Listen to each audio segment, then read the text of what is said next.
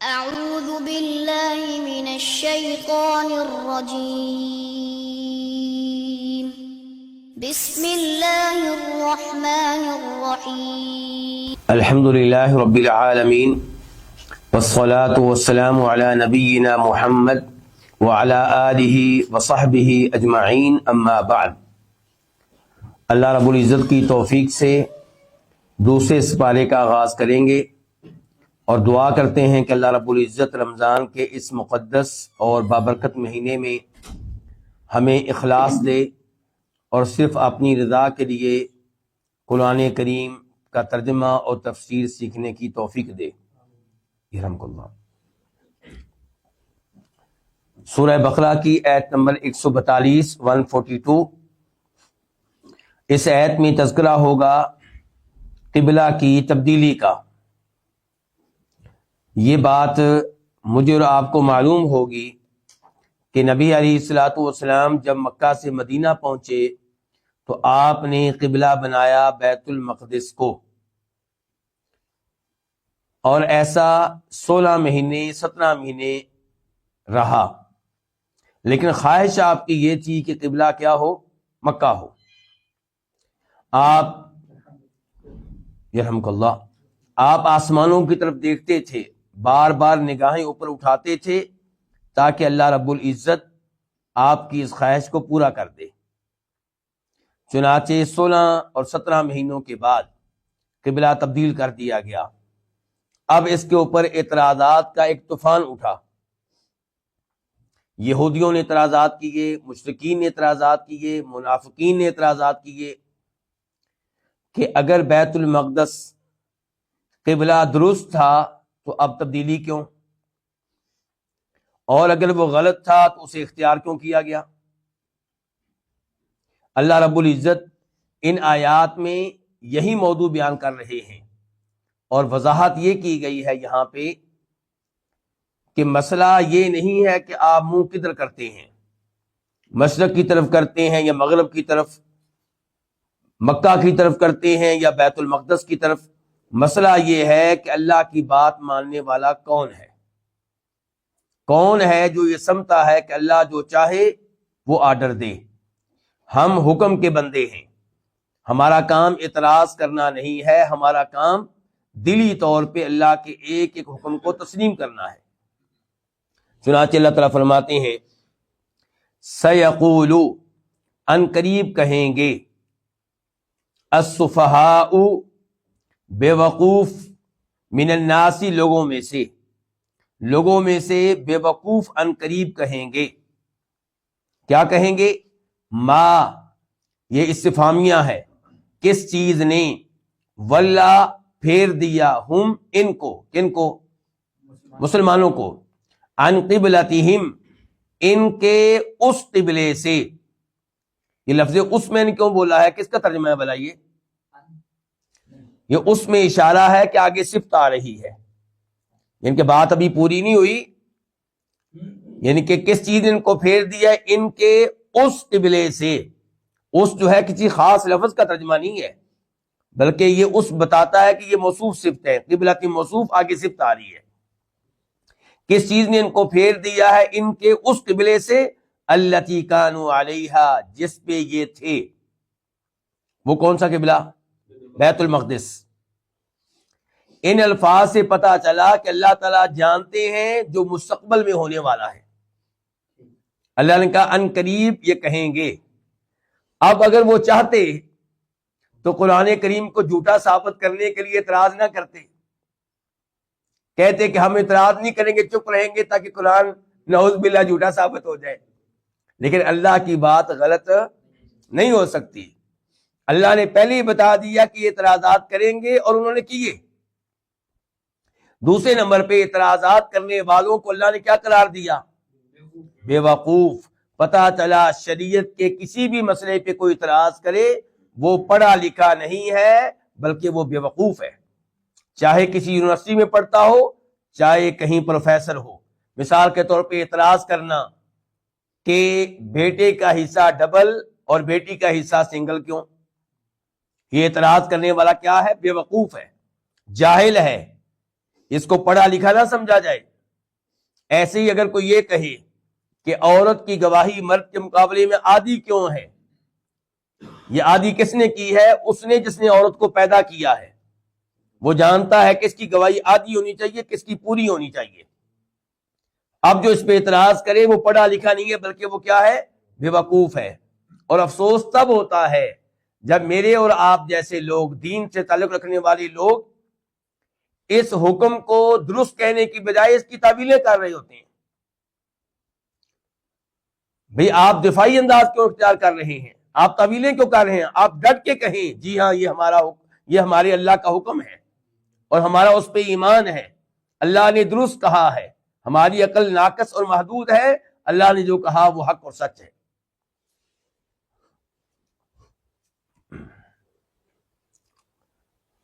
اور اس میں نبی علیہ السلام کے لیے بھی تسلی ہے کہ پہلے ہی بتا دیا گیا کہ اعتراضات ہوں گے تاکہ تب آپ پریشان نہ ہوں۔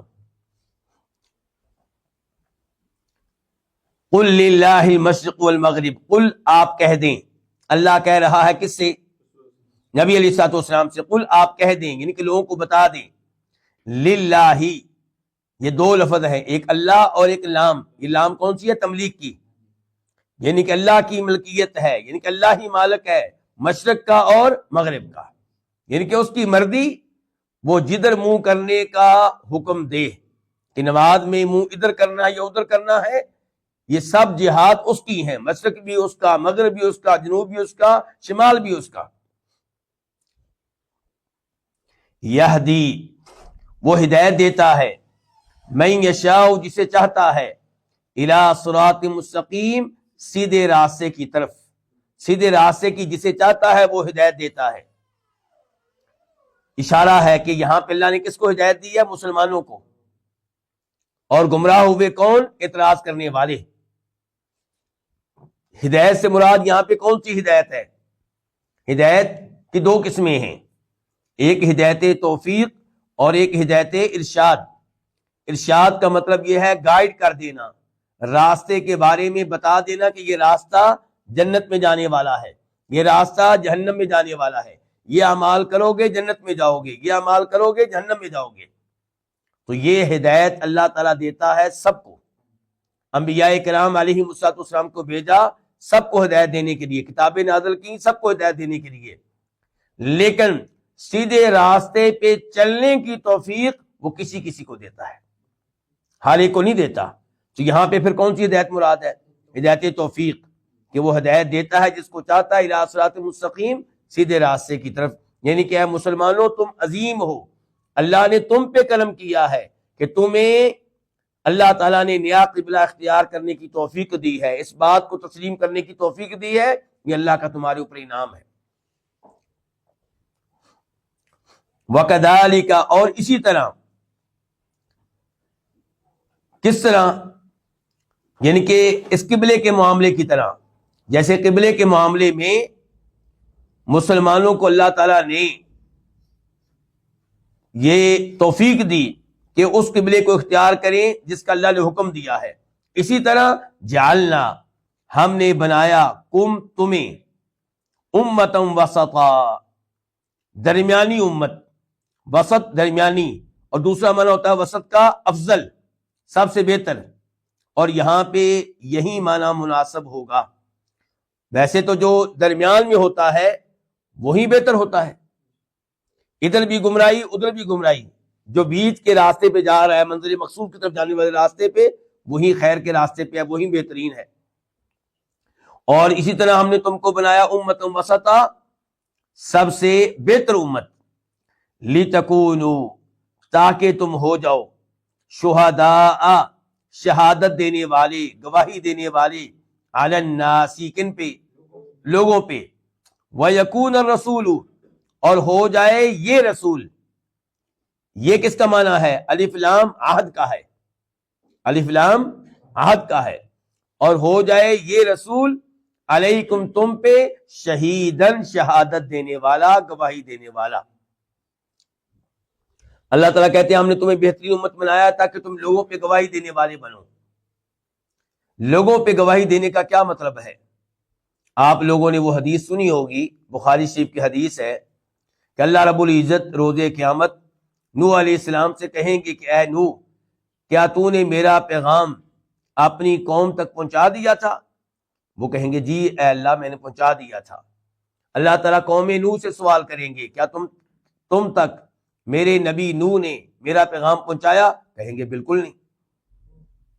اللہ تعالیٰ کہیں گے نوح علیہ السلام سے اب آپ بتائیں کون آپ کے حق میں شہادت دے گا، گواہی دے گا؟ تو نوح علیہ السلام کہیں گے کہ میرے حق میں گواہی دیں گے محمد اور امت محمد صلی اللہ علیہ وسلم۔ چنانچہ امت محمد سے سوال کیا جائے گا تو وہ شہادت دیں گے۔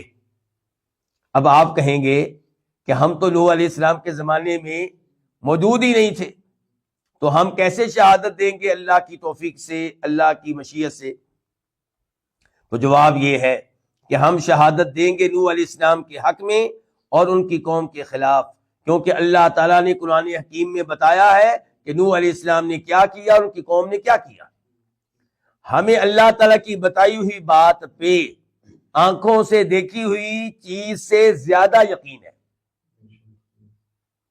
اتنا یقین ہمیں اس چیز پہ نہیں ہے جو ہم نے اپنی آنکھوں سے دیکھی ہے، جتنا ہمیں یقین ان باتوں پہ ہے جو اللہ نے بتائی ہیں، اس لیے ہم شہادت دیں گے۔ وَيَكُونَ الرَّسُولُ عَلَيْكُمْ شَهِيدًا، اور یہ رسول بھی تمہارے اوپر شہادت دیں گے۔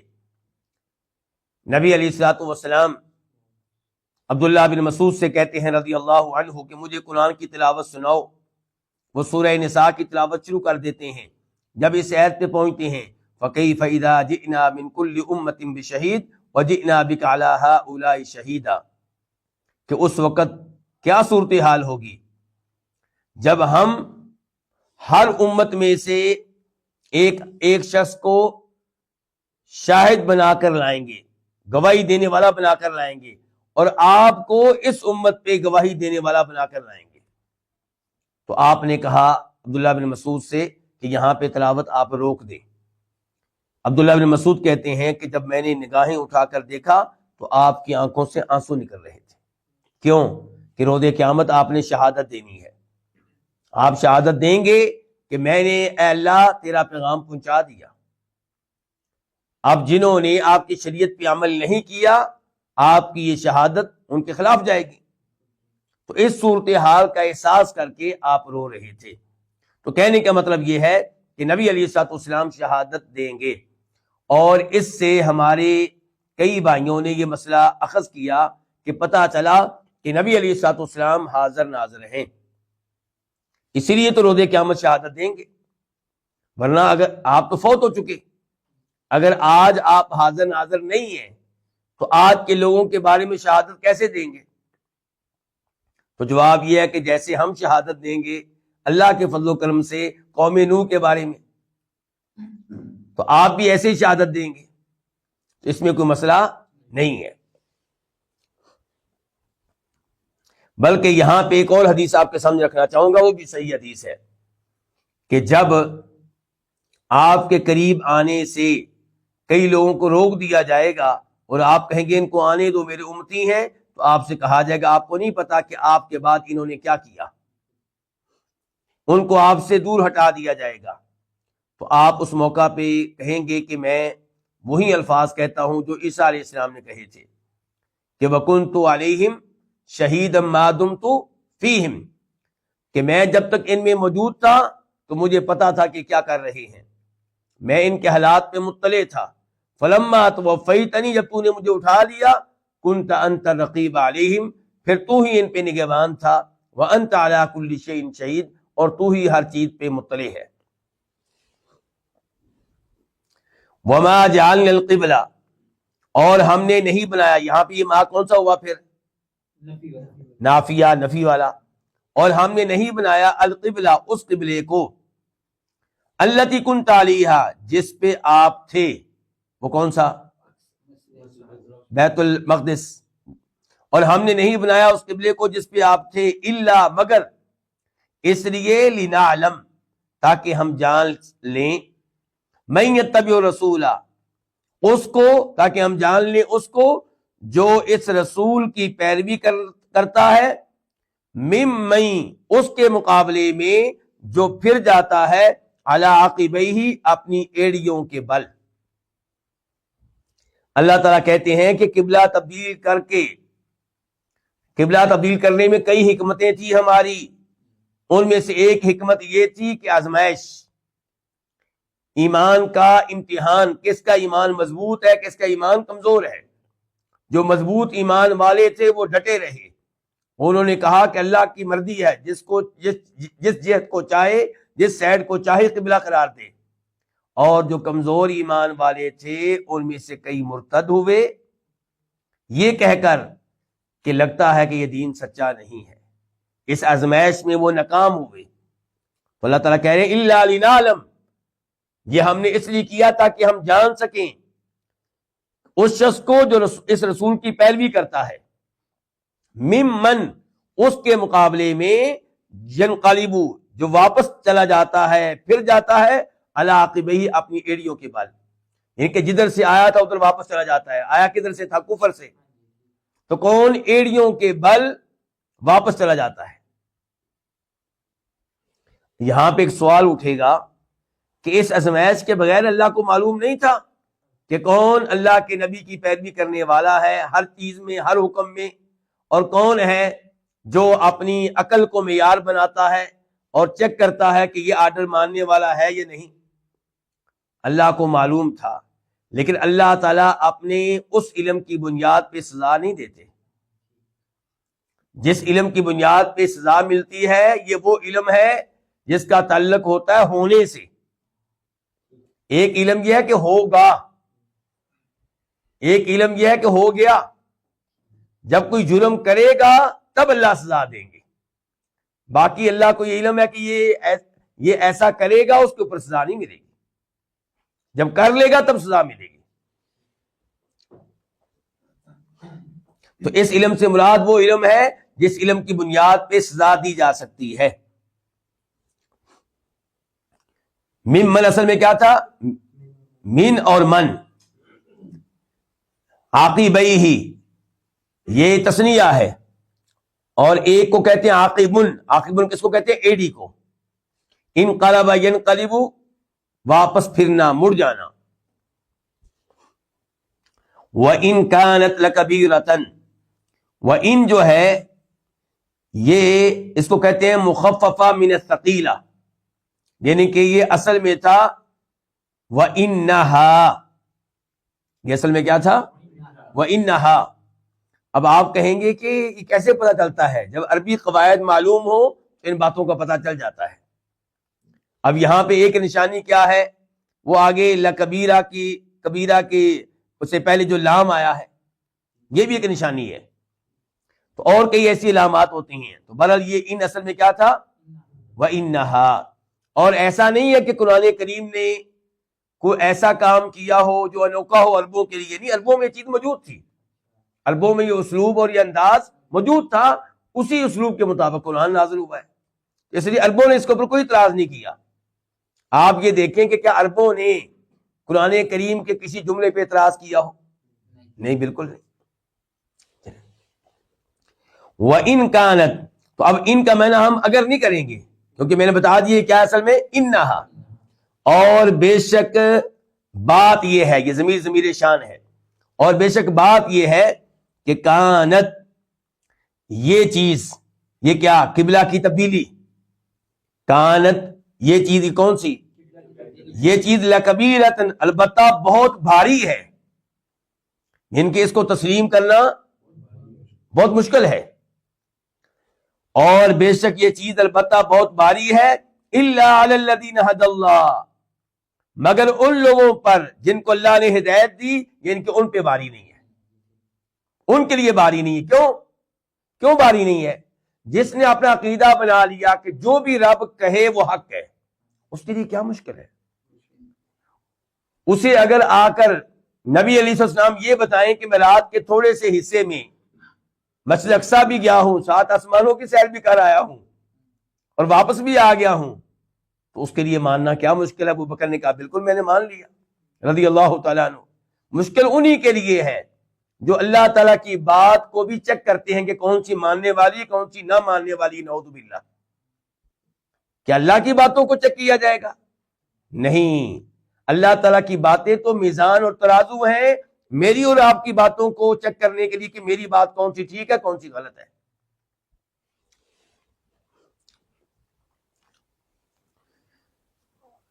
میں پھر ترجمہ کر رہا ہوں، اور بے شک بات یہ ہے کہ کانت، کہ وہ کیا، قبلہ کی تبدیلی، لکبیرتن، البتہ بہت بھاری چیز ہے، الا علی الذین، مگر ان لوگوں پہ جن کو اللہ نے ہدایت دی۔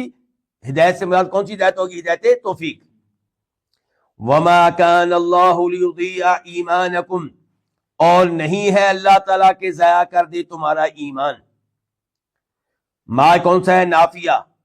کانا کا اسم کیا ہے؟ لفظ اللہ۔ یہاں پہ کانا کی خبر کی ضرورت ہے، تو یہ اصل میں یوں ہوگا کہ وما کان اللہ مریدا لیضیع ایمانکم، کہ اللہ تعالیٰ نہیں ہے کہ تمہارے ایمان کو ضائع کر دے۔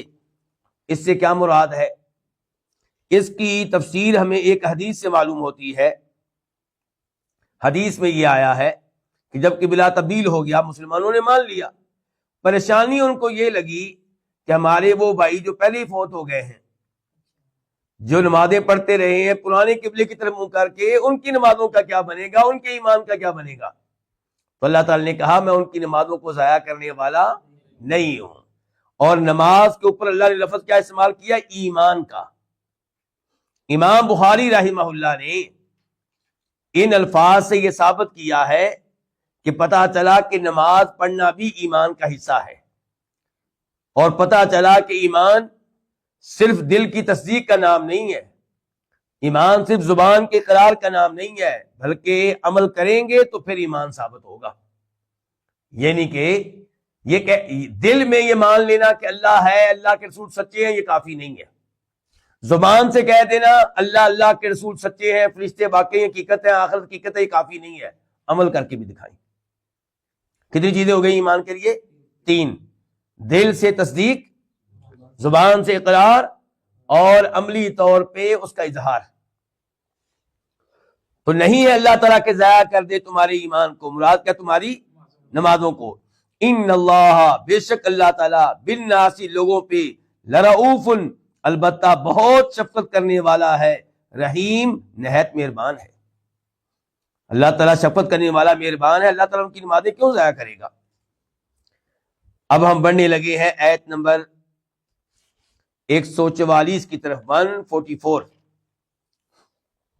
قد نرا، قد تحقیق، یعنی کہ بے شک، یقیناً، نرا، ہم دیکھ رہے ہیں۔ کون دیکھ رہا ہے؟ پتہ چلا اللہ کی صفات میں سے ایک صفت کیا کہ اللہ تعالیٰ دیکھتا ہے۔ جیسے اللہ کی صفات میں سے ہے سننا، کلام کرنا، رحمت کرنا، بخش دینا، ایسے ہی دیکھنا اللہ کی صفات میں سے ہے۔ اور ہمارا یہ ایمان ہے کہ اللہ تعالیٰ کی باقاعدہ آنکھیں ہیں۔ کیوں ایمان ہے؟ کیونکہ آنکھوں کا تذکرہ قرآن میں آیا ہے، تجری بأعیننا۔ لیکن ہمارا ایمان ہے کہ اللہ تعالیٰ کی آنکھیں، ان کی تفصیلات ہم نہیں جانتے، ان کی کیفیت ہم بیان نہیں کر سکتے کیونکہ ہم نے دیکھی نہیں ہے، اور ہم ان آنکھوں کو بندوں کی آنکھوں سے یا کسی اور مخلوق کی آنکھوں سے تشبیہ بھی نہیں دیں گے۔ البتہ ہم یہ کہیں گے اللہ کی آنکھیں بے عیب ہیں اور ویسے ہیں جیسے اللہ تعالیٰ کے لائق ہیں، اللہ کی شان کے مطابق ہیں۔ قد نرا، تحقیق ہم دیکھ رہے ہیں، تقلب وجہی کا، آپ کے چہرے کا پھرنا، فی السماء، آسمان میں، مراد آسمان کی طرف، یعنی کہ آپ کے چہرے کا بار بار اٹھنا آسمانوں کی طرف، کس لیے؟ تاکہ اللہ قبلہ تبدیل کر دے۔ ہم یہ دیکھ رہے ہیں۔ اچھا، اوپر کی طرف کیوں دیکھتے تھے آپ؟ کیونکہ اللہ تعالیٰ اوپر ہے، کیونکہ اللہ، اور میں اور آپ جب دعا کرتے ہیں، مصیبت آتی ہے اور اللہ سے بات کرنی ہو تو کدھر دیکھتے ہیں؟ اوپر دیکھتے ہیں۔ افسوس ہے پھر بھی کئی لوگ کہتے ہیں کہ اللہ تعالیٰ اوپر نہیں بلکہ ہر جگہ ہے۔ فَلَنُوَلِّيَنَّكَ قِبْلَةً تَرْضَاهَا، پس، فا کا معنی پس، لام کا معنی ہوگا البتہ، اور اس نام کو کہتے ہیں لام قسمیہ، یعنی کہ اس سے پہلے قسم محذوف ہے، یعنی کہ ہم قسم اٹھا کے کہتے ہیں۔ پس البتہ، نولینا، ہم لازمی طور پہ پھیر دیں گے۔ لازمی طور پہ کس کا معنی ہے؟ نون کا، جو آخر میں نون نہیں شد والا، اس کو کہتے ہیں نون تاکید. ہم لازمی طور پہ پھیر دیں گے کا تجھے قبلتن اس قبلے کی طرف ترضاہا جس کو آپ پسند کرتے ہیں. ہم لازمی طور پہ آپ کو پھیر دیں گے اس قبلے کی طرف جس کو آپ پسند کرتے ہیں. ساتھ ہی آرڈر آ گیا تبدیلی کا. پہلے آپ کو تسلی دی گئی, اطمینان دیا گیا کہ ہم یہ کام کر دیں گے, ساتھ ہی کر دیا گیا. فولی, فا کا معنی کیا پس, ولی آپ پھیر لیں, پھیر دیں, پھیر لیں, وجہ کا اپنے چہرے کو, شطر المسجد الحرام مسجد حرام کی جانب. شطر کا معنی کیا جانب, الحرام مسجد حرام یعنی کہ وہ حرمت والی مسجد, مقدس مسجد. وَحَيْثُمَا كُنْتُمْ اور جہاں کہیں تم ہو.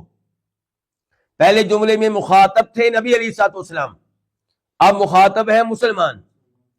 وَحَيْثُمَا جہاں کہیں تم ہو, یہ ما زائدہ ہے, زائدہ ہے اور معنی کس کا دے رہا ہے, تاکید کا.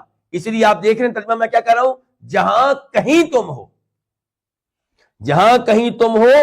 فولو پس تم پھیر لو, وجوہکم اپنے چہرے, شطرہ اس کی جانب, کس کی جانب, مسجد حرام کی جانب, کعبہ شریف کی طرف.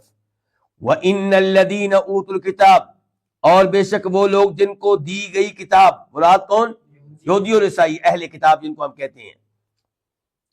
آپ آسان لفظوں میں کہہ دیتے ہیں کہ کہہ سکتے ہیں کہ بے شک اہل کتاب, اور بے شک وہ لوگ جن کو دی گئی کتاب. لَيَعْلَمُونَ البتہ وہ جانتے ہیں, انہو کہ بے شک, انہ الحق بے شک یہی حق ہے. یہی کیا, قبلے کی تبدیلی, اب کعبہ قبلہ ہو جانا, یہی بات حق ہے. من ربہم ان کے رب کی طرف سے. اللہ تعالیٰ کہہ رہے ہیں کہ قبلہ تبدیل کیا ہم نے کعبہ کی طرف. یہ یہودی جانتے ہیں, عیسائی جانتے ہیں کہ جو کچھ ہوا ہے بالکل ٹھیک ہوا ہے. ان کی کتابوں میں یہ موجود ہے کہ جو آخری نبی آئے گا اس کا قبلہ کعبہ ہوگا. تو یہ جانتے ہیں, حق بات ان کو معلوم ہے. اور یہاں پہ حدیث آپ کے سامنے رکھنا چاہوں گا مسند احمد کی. سیدہ عائشہ فرماتی ہیں رضی اللہ تعالی عنہا کہ فرمایا نبی کریم صلی اللہ علیہ وسلم نے, یہودی 3 چیزوں کے معاملے میں ہم سے حسد کرتے ہیں. نمبر 1 قبلے کے معاملے میں, کیونکہ ہمارا قبلہ ابراہیم علیہ السلام والا قبلہ ہے. یہ وضاحت میں اپنی طرف سے کر رہا ہوں علماء کلام کی توضیحات کی روشنی میں. حدیث میں اتنا آیا ہے کہ یہ ہم سے حسد کرتے ہیں قبلے کے معاملے میں, کیونکہ اللہ تعالی نے ہمیں درست قبلے کی طرف ہمیں اس کی توفیق دی ہے, اس کو اختیار کرنے کی توفیق دی ہے. دوسرے نمبر پہ فرمایا یہ ہم سے حسد کرتے ہیں جمعہ کے دن کے بارے میں, کہ اللہ نے ہمیں توفیق دی کہ ہم نے اس دن کو اختیار کیا نماز جمعہ کے لیے, اور ہفتہ وار عید کے طور پہ جو اللہ تعالیٰ جس کو پسند کرتے تھے. تیسرے نمبر پہ فرمایا یہ ہم سے حسد کرتے ہیں امام کے پیچھے آمین کہنے کے مسئلے میں. تو اس سے کیا پتا چلا, آمین پھر آسا وہاں سے کہنی چاہیے نا, کیوں, اونچی کہیں گے تو حسد ہوگا نا, آسا وہاں سے کہتے ہیں تو ان کو کیا لگے.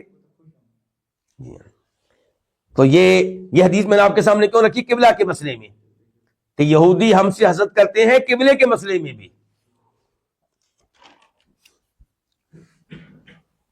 وَمَا اللَّهُ بِغَافِلٍ عَمَّا يَعْمَلُونَ, یہ معنی نافیہ ہے اور آگے با آ رہی ہے. اس با کو کہتے ہیں زائدہ جو توکید کا فائدہ دیتی ہے, یعنی کہ ما کے معنی کی تاکید, ما کے معنی کی تاکید.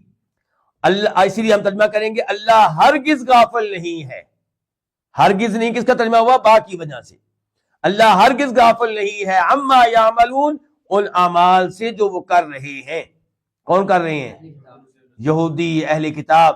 ان کے یہ اللہ تعالیٰ کی طرف سے وارننگ ہے کہ علم ہے ان کے پاس, حقیقت کو جانتے ہیں, اس کے باوجود مذاق اڑا رہے ہیں, مسلمانوں کا اعتراض کر رہے ہیں. تو ان کے لیے وارننگ ہے کہ اللہ تمہاری حرکتوں سے غافل نہیں ہے, اللہ تمہیں دیکھ رہا ہے. آیت نمبر 145 145 وَلَئِنْ أَتَيْتَ الَّذِينَ أُوتُوا الْكِتَابَ بِكُلِّ آيَةٍ مَا تَبِعُوا قِبْلَتَكَ.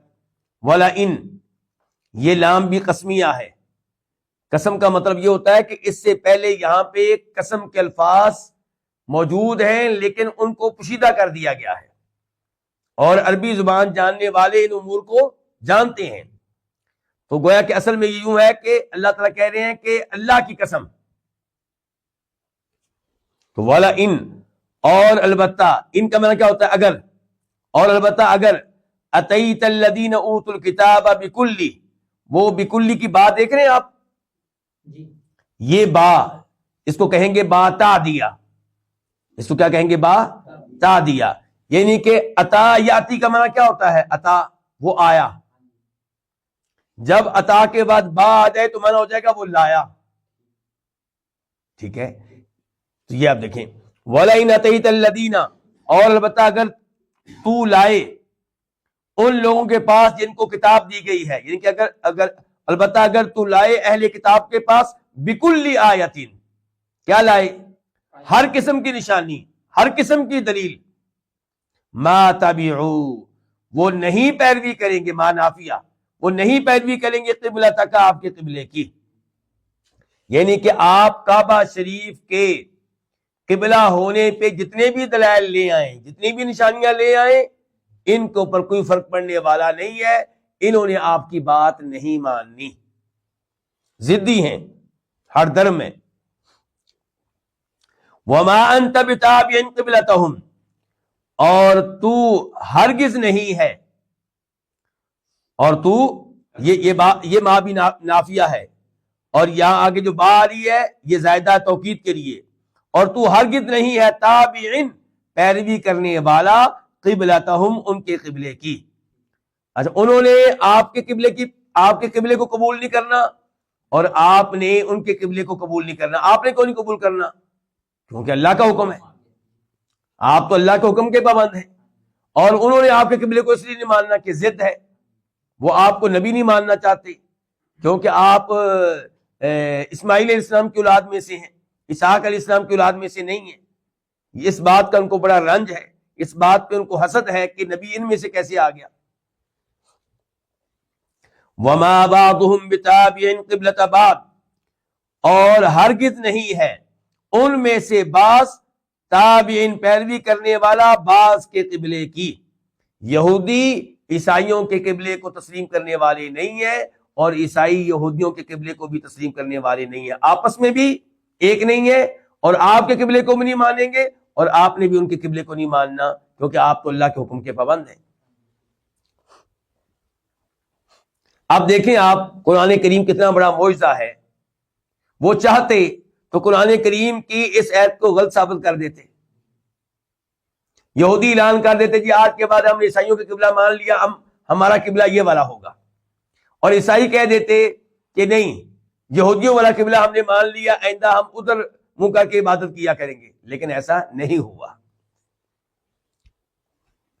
وَلَئِنِ اتَّبَعْتَ، اور البتہ اگر، اتبعت، تو پیروی کرے، اہواءہم، ان کی خواہشات کی، من بعد ما جاءک من العلم، تیرے پاس علم آ جانے کے بعد. من بعد ما، یہ ما مصدریہ ہے، تیرے پاس علم آ جانے کے بعد، علم سے مراد قرآن، وحی. انکا، بے شک تو، اذن، تب ہوگا، لمن الظالمین، البتہ ظالموں میں سے. یعنی کہ اے نبی علیہ الصلوۃ والسلام، اگر آپ ان کی خواہشات پہ چلیں گے علم آ جانے کے بعد تو آپ ظالم کہلائیں گے. نبی علیہ الصلوۃ والسلام سے ایسا کوئی خطرہ نہیں تھا، لیکن آپ کو مخاطب کر کے پیغام مجھے اور آپ کو دے دیا گیا کہ اگر ہم یہودیوں کی خواہشات پہ چلیں گے تو ظالم ہوں گے. یہودیوں کی خواہش پہ چلنا کیا ہے؟ مثال کے طور پہ ان کا قبلہ مان لینا، اپنا قبلہ چھوڑ دینا، اس قسم کی ان کی دیگر خواہشات.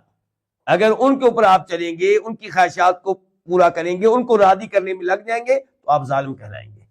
اور آج آپ دیکھیں گے کئی مسلمان ایسے ہیں جو یہودیوں عیسائیوں کی خواہشات کو پورا کرنے میں لگے ہوئے ہیں، اور وہ ان کے اوپر کبھی راضی نہیں ہوں گے، لیکن اللہ ناراض ہو جائے گا. الذین آتیناہم الکتاب، وہ لوگ جن کو ہم نے کتاب دی ہے. مراد کون؟ اہل کتاب، یہودی اور عیسائی. وہ لوگ جن کو ہم نے کتاب دی ہے، یعرفونہ، وہ اس کو پہچانتے ہیں، کس کو؟ نبی علیہ الصلوۃ والسلام کو۔ پہلے بتایا گیا کہ قبلے کو بھی جانتے ہیں کہ کعبہ ہی قبلہ ہے اللہ کی طرف سے، آخری نبی کو یہی قبلہ دیا گیا ہے۔ اور اب فرمایا وہ خود نبی علیہ الصلوۃ والسلام کو بھی پہچانتے ہیں کہ کما، جس طرح یعرفون، وہ پہچانتے ہیں ابناہم، اپنے بیٹوں کو۔ ہر انسان اپنے بیٹے کو اسی طرح پہچانتا ہے، فرمایا ایسے ہی پہچانتے ہیں جناب محمد صلی اللہ علیہ وسلم کو کہ اللہ کے رسول اور نبی ہیں۔ وَإِنَّ فَرِيقًا، اچھا پہچاننے کے بعد اب اس کے بعد کرتے کیا ہیں؟ پہچاننے کے بعد، اس علم کے بعد، اس معرفت کے بعد کرتے کیا ہیں؟ فرمایا وَإِنَّ فَرِيقًا مِّنْهُمْ، اور بے شک ان میں سے کئی لوگ، فریقاً ایک گروہ، ان کے کئی لوگ، فریق میں کئی لوگ ہوتے ہیں نا، اور بے شک ان میں سے کئی لوگ لَيَكْتُمُونَ، البتہ چھپاتے ہیں، الحق، اس حق کو، وَهُمْ يَعْلَمُونَ، جبکہ وہ جانتے ہیں۔ سب نہیں چھپاتے،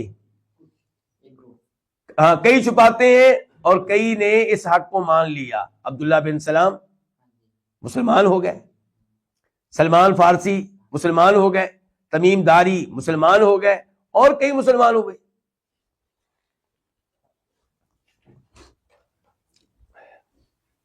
الحق من ربک، یہ حق تیرے رب کی طرف سے ہے۔ یہ کس کا معنی ہے؟ اس لیے کہ للعہدی، یہ حق من ربک، تیرے رب کی طرف سے ہے۔ فلا تکونن، پس تو ہرگز نہ ہو، من الممترین، شک کرنے والوں میں سے۔ نبی علیہ الصلوۃ والسلام شک کرنے والے نہیں تھے۔ آپ کے ذریعے مجھے اور آپ کو پیغام دیا گیا ہے کہ اپنے حق میں شک نہ کریں، قرآن کی کسی بات میں شک نہ کریں، قبلے میں شک نہ کریں، نبی علیہ السلام کے نبی ہونے کے بارے میں کسی قسم کا شک نہ کریں۔ آیت نمبر 148 پڑھنے لگے ہیں، 148۔ وَلِكُلٍّ وِجْهَةٌ هُوَ مُوَلِّيهَا، وجہہ کا معنی پہلے جان لیں۔ وجہہ کا معنی ہوتا ہے جہت، سمت، جانب، سائڈ۔ یہی وہ لفظ ہے نا جس کی وجہ سے ابن تیمیہ کہتے ہیں کہ فَأَيْنَمَا تُوَلُّوا فَثَمَّ وَجْهُ اللَّهِ۔ کئی علماء کرام نے، امام مجاہد، امام شافعی نے کیا کہا ہے؟ فَثَمَّ وَجْهُ اللَّهِ کا معنی کیا ہے؟ اللہ کی جہت، اللہ کی جہت۔ ان کی دلیل یہی ہے کہ یہ لفظ وجہہ سے ہے۔ وجہ میں واو جیم ہا ہے نا، اور وجہ میں واو جیم ہا ہے، تو جیسے وجہت ان کا معنی جانب ہے، طرف ہے، سائڈ ہے، سمت ہے، ایسے ہی وہاں پہ وجہ اللہ کا معنی بھی طرف ہے۔ وَلِكُلٍّ وِجْهَةٌ، اور ہر ایک کے لیے ایک سمت ہے۔ ہوا مولیہا، ہوا وہ، مولی منہ کرنے والا ہے، ہاں اس کی طرف، رخ کرنے والا ہے، ہاں اس کا، اس کی جانب، یعنی کہ ہر ایک کا قبلہ ہے۔ مسلمانوں نے قبلہ بنا لیا کعبہ کو، اور یہودیوں نے قبلہ بنایا صخرہ بیت المقدس کو، اور عیسائیوں نے مشرق کو، تو ہر ایک کا قبلہ ہے۔ تو ہر ایک کے لیے وجہتن، ایک سمت ہے، ایک جانب ہے، ہوا وہ، مولیہا اس کی طرف اپنا رخ کرنے والا ہے۔ فاستبقوا الخیرات، پس تم خیر کے کاموں میں ایک دوسرے سے آگے بڑھو۔ الخیرات، خیر کے کاموں میں، نیکی کے کاموں میں۔ ان میں سے ایک یہ ہے کہ مسلمانوں تم جلدی سے اس قبلے کی طرف اپنا رخ کر لو۔ تو خیر کے تمام کاموں میں جلدی کرنی چاہیے، ٹال مٹول سے کام نہیں لینا چاہیے۔ کل تلاوت کروں گا جی، پرسوں تلاوت کروں گا۔ ابھی رمضان کا مہینہ ہے، ہم میں سے ہر کوئی اپنے اوپر واجب کر لے کہ میں نے روزانہ 1 سپارہ یا 2 سپارے یا 3 سپارے یا 4 یا 5 پڑھنے ہیں، اور آج کے سپاروں کو کل پہ نہ ٹالیں، خیر کے کاموں میں جلدی کریں۔ اینما، یہ بھی ما زائدہ ہے، اینما جہاں کہیں، تکونو تم ہوگے، یاتی بکم تم کو لے کر آئے گا، یہ وہی ہے یاتی آنا، باغی کے معنی کیا ہو گیا آسان، اب معنی کیا ہو گیا لانا، اب معنی کیا ہو گیا لانا۔ اینما تکونو، جہاں کہیں تم ہوگے، یاتی بی لائے گا کم تمہیں اللہ اللہ تعالیٰ جمیعاً سب کو. کیا مطلب؟ روز قیامت اللہ تمہیں قبروں سے اٹھائے گا. کوئی جہاں بھی چلا جائے، جدھر بھی مرے، جدھر بھی اسے دفنایا جائے، سب کو اللہ تعالیٰ حاضر کرے گا. سب نے اللہ کے سامنے پیش ہونا ہے. تو اپنی آخرت کی فکر کرو. لوگوں کی باتوں میں آ کے اللہ کو ناراض نہ کرو. اللہ کے احکام کو فوراً تسلیم کرو. ان اللہ علی کل شیء قدیر، بے شک اللہ تعالی ہر چیز پہ قدرت رکھنے والا ہے.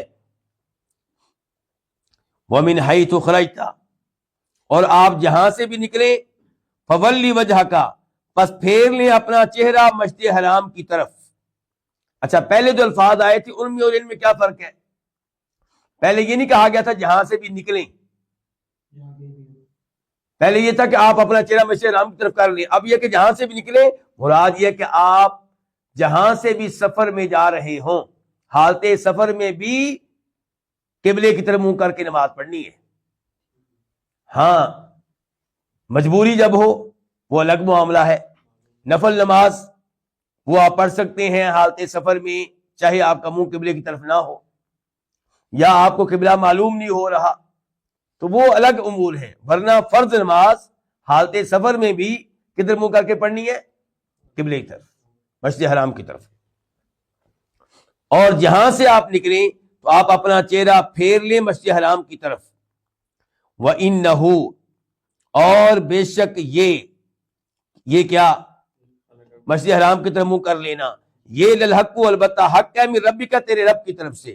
وَمَا اللَّهُ بِغَافِلٍ عَمَّا تَعْمَلُونَ، اور اللہ ہرگز غافل نہیں ہے ان اعمال سے جو تم کر رہے ہو. وَمِنْ حَيْثُ خَرَجْتَ فَوَلِّ وَجْهَكَ شَطْرَ الْمَسْجِدِ الْحَرَامِ، اور آپ جہاں سے بھی نکلیں اپنا چہرہ مسجد حرام کی طرف کر لیں. یہ پھر کہہ دیا گیا ہے تاکید کے لیے، کیونکہ اس پہ اعتراضات بہت زیادہ ہو رہے تھے. تو کہا جا رہا ہے کہ اعتراضات کی پرواہ نہیں کرنی، سختی سے اللہ کا حکم ہے کہ کعبہ کی طرف منہ کر لیا جائے، اور اس میں کسی قسم کا شک و شبہ باقی نہیں رہنا چاہیے. لوگوں کے اعتراضات کی پرواہ نہیں کرنی. وَحَيْثُ مَا كُنْتُمْ، اچھا یہ اس آیت میں بھی پہلے اللہ کے نبی کو کہا گیا تنہا، اب تمام امت کو. اور جہاں کہیں تم ہو پس تم پھیر لو اپنے چہرے شطرہ اس کی جانب. یہ جو تیسری بار یہ حکم آ رہا ہے، اس کے آنے میں ایک حکمت یہ ہے کہ یہاں پہ چند اور امور بیان کیے جائیں جن کا تعلق قبلے سے ہے. قبلے کے تعلق سے چند حکمتیں، کعبہ شریف کو قبلہ مقرر کر دیا گیا، اس میں کیا کیا حکمتیں ہیں وہ مزید بیان کی جا رہی ہیں. لِأَلَّا، یہ پہلی حکمت، لِأَلَّا يَكُونَ لِلنَّاسِ عَلَيْكُمْ حُجَّةٌ. لِأَلَّا کا معنی کیا ہے؟ تاکہ نہ، یکون رہے، للناس لوگوں کے لیے، علیکم تمہارے خلاف، حجتن کوئی حجت، کوئی دلیل. اس کا کیا مطلب ہے؟ تاکہ لوگوں کے پاس تمہارے خلاف کوئی حجت نہ رہے، کوئی دلیل نہ رہے. اگر یہ قبلہ تبدیل نہ ہوتا تو یہودیوں نے کہنا تھا کہ ہمارے پاس دلیل ہے کہ یہ آدمی سچا نبی نہیں ہے، کیونکہ ہماری کتابوں میں تو لکھا ہوا آخری نبی کا قبلہ کون سا ہوگا؟ مسجد حرام. تو اب ان کے پاس بھی اب حجت رہی؟ اب نہیں رہی. دوسرے نمبر پہ مشرکین مکہ کی طرف آ جائیں، شاید ان کے پاس بھی حجت رہتی کہ ہم ان کو نبی مان لیتے اگر یہ ہمارے بڑے ابراہیم علیہ السلام کے قبلے پہ رہتے. انہوں نے تو اپنا قبلہ ہی تبدیل کر لیا ہے، ہم ان کو اپنا نبی کیسے مانیں؟ تو اللہ تعالیٰ نے یہ اعلان کر کے کہ آئندہ قبلہ کعبہ ہوگا، دونوں کے پاس یہ دلیل نہیں رہنے دی. اب ایسی کوئی دلیل وہ پیش نہیں کر سکتے، ایسا کوئی اعتراض پیش نہیں کر سکتے. لِأَلَّا يَكُونَ، تاکہ نہ رہے، للناس لوگوں کے لیے، علیکم تمہارے خلاف، حجت کوئی حجت، الا الذین ظلموا منہم، سوائے ان لوگوں کے جو ان میں سے ظالم ہیں. یعنی کہ جو ظالم ہے وہ اب بھی اعتراض کرتے رہیں گے، ان کے اعتراض پھر بھی ختم نہیں ہوں گے. فلا تخشوہم، پس تم ان سے نہ ڈرو، ان ظالموں سے نہ ڈرو، واخشونی، اور مجھ سے ڈرو. اور یہ پہلے بیان کیا جا چکا ہے کہ خوف کا معنی بھی ڈرنا اور خشیہ کا معنی بھی اردو میں ہم کیا کرتے ہیں؟ ڈرنا، ورنہ عربی کے لحاظ سے دونوں میں فرق ہے۔ خشیہ وہ خوف جس کے پیچھے علم ہو۔ وَلِيُتِمَّ نِعْمَتِي عَلَيْكُمْ، یہ دوسری حکمت کس میں؟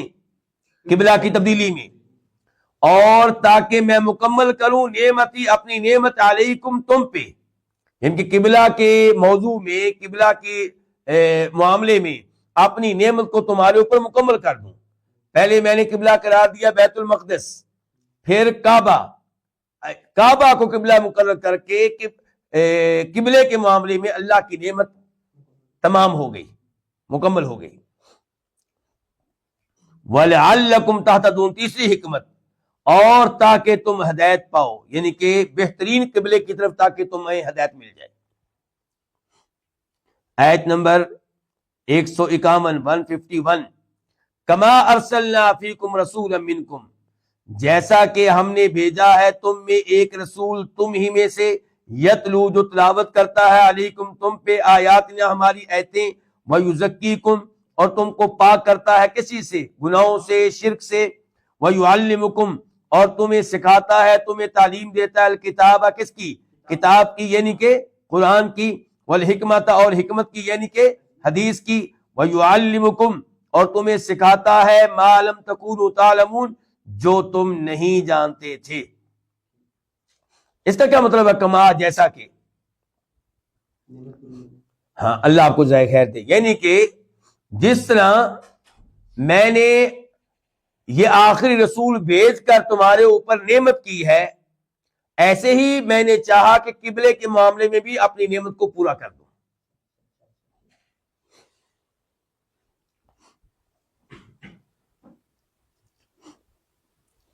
اچھا، یہ آخری الفاظ جو ہیں، اور وہ تم کو سکھاتا جو تم نہیں جانتے تھے۔ مثال کے طور پہ نماز کس نے سکھائی؟ وضو کرنے کا طریقہ اور دیگر ایسے امور۔ فَاذْكُرُونِی، پس تم مجھے یاد کرو، اذکرکم، میں تمہیں یاد کروں گا، تم میرا ذکر کرو، میں تمہارا ذکر کروں گا۔ فا کا مطلب کیا ہے یہاں پہ؟ فا کا مطلب یہ ہے کہ جب میں نے تمہارے اوپر اتنے بڑے بڑے انعام کیے ہیں، قبلے والا انعام، رسول والا انعام، قرآن دیا وہ انعام، اب تمہارا فرض بنتا ہے فَاذْكُرُونِی، تم میرا ذکر کرتے رہو۔ فَاذْكُرُونِی، تم مجھے یاد کرو، اذکرکم، میں تمہیں یاد کروں گا۔ اللہ اکبر، اللہ کے ذکر کے بڑے فضائل ہیں، بڑے فوائد ہیں، سب سے بڑا فائدہ یہ ہے آپ اللہ کا ذکر کریں، اللہ آپ کا ذکر کرے گا۔ میری اور آپ کی حیثیت کیا ہے؟ اللہ کا مقام دیکھیں اور اپنا مقام دیکھیں، اللہ کے ذکر کے کیا فوائد ہیں۔ اور ہم ذکر کرتے رہتے ہیں سارا دن، کن کا؟ کھلاڑیوں کا، سیاستدانوں کا، گلوکاروں کا، اداکاروں کا، ان کا ذکر کر کے، تذکرہ کر کے ہمیں کیا ملے گا؟ شاید گناہ مل جائے اور تو کچھ نہیں ملے گا۔ اللہ کا ذکر کریں تاکہ وہ آپ کا ذکر کرے۔ حدیث آتی ہے نا، صحیح حدیث ہے، بخاری شریف کی ہے، جو میرا ذکر کرے اپنے نفس میں، اپنے دل میں اس کا ذکر کروں گا، تذکرہ کروں گا اپنے نفس میں، اور جو میرا تذکرہ کرے لوگوں میں بیٹھ کر، فرمایا میں اس کا تذکرہ کروں گا ایک ایسی جماعت میں جو اس جماعت سے بہتر ہے جن میں اس نے میرا تذکرہ کیا ہے۔ تو اس سے مجھے کیا پیغام ملا کہ لوگوں کے سامنے اللہ کا تذکرہ کرتے ہوئے شرمانا نہیں چاہیے۔ اللہ کی لوگوں میں بیٹھ کے توحید بیان کریں، اللہ کی نعمتیں بیان کریں، اللہ تعالیٰ کی شریعت کا تذکرہ کریں، اللہ کے قرآن کا تذکرہ کریں، اللہ کا تذکرہ لوگوں کے سامنے بھی کریں اور جب تنہا ہو تب بھی کریں۔ وَاشْكُرُوا لِی، اور میرا شکر کرو، میری نعمتوں پہ میرا شکر ادا کرو۔ اور اللہ کا شکر کیسے ادا کریں گے؟ ایک تو وہ شکر ہے جو سارے ہی کرتے ہیں، شکر ہے جی اللہ نے مجھے بہت کچھ دیا ہوا ہے، بھئی عملی شکر بھی کریں، زبان سے بھی شکر، یعنی کہ اللہ کی دی گئی نعمت کو منسوب کریں کس کی طرف؟ اللہ کی طرف۔ یہ بیٹا کس نے دیا؟ اللہ نے، پیروں نے نہیں، اللہ نے، شیخ عبد القادر جیلانی رحمہ اللہ نے نہیں، اللہ تعالیٰ نے دیا ہے، جناب علی نے نہیں، پنجتن پاک نے نہیں، آل بیت نے نہیں، اللہ نے دیا ہے۔ اور پھر اس بیٹے کے پیدا ہونے کے بعد شریعت کے احکام پہ عمل کریں، مثال کے طور پہ درست نام رکھیں، آپ اس کا عقیقہ کریں اور آپ اس کو اچھا نمازی بنائیں، اس کو قرآن سکھائیں، یہ کیا ہے؟ عملی شکریہ۔ تو زبانی بھی شکر ادا کریں اور عملی طور پہ بھی۔ ولا تکفرونی، یہ اصل میں کیا تھا؟ ولا تکفرونی، یہ نون کے نیچے جو کسرہ ہے، زیر ہے، یہ بتانے کے لیے ہے کہ یہاں یا تھی۔ ولا تکفرونی، اور میری ناشکری نہ کرو، میرا شکر ادا کرو، میری ناشکری نہ کرو۔ یہ اتنی عظیم بات ہے کہ نبی علیہ الصلوۃ والسلام نے جناب معاذ بن جبل سے کہا تھا کہ اے معاذ، مجھے تم سے محبت ہے، اس لیے ہر نماز کے بعد یہ دعا پڑھنا، ربی اعنی علی ذکرک و شکرک و حسن عبادتک، اے اللہ میری مدد کر تاکہ میں تیرا ذکر کر سکوں، میری مدد کر تاکہ میں تیری نعمتوں پہ تیرا شکر ادا کر سکوں، میری مدد کر تاکہ میں تیری بہترین عبادت کر سکوں۔ یا ایھا الذین آمنوا، دیکھیے گا کوئی شاید ہے، گھنٹی کھڑکی تھی کہ نہیں؟ دیکھیے گا۔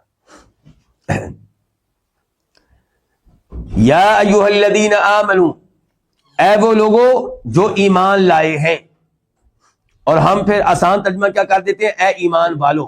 اچھا، کس چیز پہ ایمان لانے والو؟ ہر اس چیز پہ جس پہ ایمان لانا واجب ہے، ضروری ہے۔ جو چیز اللہ نے بیان کر دی اس پہ ایمان لایا جائے گا، جو چیز اللہ کے رسول نے بیان کر دی اس پہ ایمان لانا ضروری ہے۔ تو یا ایھا الذین آمنوا، اے ایمان والو، استعینوا، تم مدد مانگو، بالصبر، صبر کے ذریعے، والصلاۃ، اور نماز کے ذریعے۔ مدد کس سے مانگو؟ اللہ تعالیٰ سے مانگو۔ اور میں پہلے بھی بیان کر چکا ہوں کہ اس معاملے میں قبر پرست لوگوں کو دھوکہ دیتے ہیں، کہتے ہیں قبر والوں کو پکارنا جائز ہے، جیسے قرآن میں آیا کہ صبر کو پکارنا جائز ہے، صبر سے مدد مانگنی جائز ہے۔ انا للہ و انا الیہ راجعون۔ کیا کبھی کسی نے کہا ہے اے صبر میری مدد کر، اے نماز میری مدد کر؟ یہاں پہ تو کہا گیا کہ صبر اور نماز کو وسیلہ بناؤ، مانگنا، مدد مانگنی کس سے؟ اللہ سے۔ اللہ سے مدد مانگتے ہوئے نمبر ایک آپ نے صبر کرنا ہے، نمبر دو نمازیں پڑھنی ہے، نیک اعمال کا وسیلہ یہ وہ ہے۔ ان اللہ مع الصابرین، بے شک اللہ تعالیٰ صبر کرنے والوں کے ساتھ ہے۔ کتنی بڑی خوشخبری ہے میرے وہ بھائی جو پریشان رہتے ہیں مصائب آنے پہ، بیماریاں آنے پہ، اللہ تعالیٰ کی طرف خوشخبری، اللہ تعالیٰ کن کے ساتھ ہے؟ اور میت یہاں کون سی ہے؟ عام میت نہیں ہے، خاص میت۔ ایک ہے اللہ کا عام طور پہ سب کے ساتھ ہونا، اللہ تو کافروں کے ساتھ بھی ہے، مسلمانوں کے ساتھ بھی ہے۔ کیا مطلب؟ علم کے لحاظ سے، دیکھنے کے لحاظ سے، سننے کے لحاظ سے، قدرت کے لحاظ سے۔ لیکن اللہ تعالیٰ صبر کرنے والوں کے ساتھ خصوصی طور پہ ہے، ان کے اللہ ان کی مدد کرتا ہے۔ یہ ایسے ہی ہے جیسے نبی علیہ الصلوۃ والسلام اور جناب صدیق جب غار ثور میں تھے اور کفار غار کے دہانے پہ پہنچ گئے، ابو بکر صدیق پریشان ہے اللہ کے رسول کی وجہ سے کہ اللہ کے رسول کو کوئی نقصان نہ پہنچا دیں صلی اللہ علیہ وسلم۔ تو آپ نے کہا تھا ابو بکر غم نہ کرو، لا تحزن ان اللہ معنا، غم نہ کرو بے شک اللہ ہمارے ساتھ ہے۔ تو جو کافر باہر کھڑے تھے اللہ ان کے ساتھ نہیں تھا؟ عام میت کے لحاظ سے اللہ ان کے ساتھ بھی تھا، یعنی کہ اللہ کو ان کا علم تھا، اللہ ان کی بات سن رہا تھا، اللہ ان کو دیکھ رہا تھا، وہ اللہ کی قدرت میں تھے، اللہ کے کنٹرول سے باہر نہیں تھے۔ لیکن مدد کے لحاظ سے، توفیق کے لحاظ سے اللہ غار والوں کے ساتھ تھا، باہر والوں کے ساتھ نہیں تھا۔ خاص میت۔ ولا تقولوا، اور تم نہ کہو، لمن یقتل فی سبیل اللہ، تم نہ کہو اس کے لیے جو قتل کر دیا جائے اللہ کی راہ میں، کیا نہ کہو؟ مردہ نہ کہو۔ اچھا، اب جو عربی زبان کے قواعد سے واقف ہیں ان سے بات کر رہا ہوں کہ یہاں پہ ہونا چاہیے تھا ولا تقولوا امواتا، یعنی کہ تا کے اوپر فتح ہونا چاہیے تھا، دو زبریں ہونی چاہیے تھی، لیکن یہاں پہ دو ضمہ ہیں، دو پیشے ہیں، تو اصل میں یوں ہے ہم اموات، اور تم نہ کہو ان کے بارے میں جو اللہ کی راہ میں قتل ہو جائیں کہ ہم اموات، کہ وہ مردہ ہیں، بل احیاء، یہاں پہ بھی یہی صورتحال ہے، بل ہم احیاء، بلکہ وہ زندہ ہے، ولکن لا تشعرون، لیکن تم شعور نہیں رکھتے، تمہیں احساس نہیں ہے، تمہیں ادراک نہیں ہے۔ تو شہداء جو ہیں وہ زندہ ہیں۔ یہ آیات پیش کی جاتی ہیں اور ہم سے کہا جاتا ہے، اس سے پتہ چلا کہ قبر والوں کو پکارنا جائز ہے کیونکہ وہ سنتے ہیں، وہ زندہ ہیں، تم ایسے ہی انہیں مردہ کہتے ہو۔ تو ہم کہتے ہیں پہلی بات تو یہ ہے کہ ہم مردہ نہیں کہتے، قرآن کہتا ہے، احادیث کہتی ہیں۔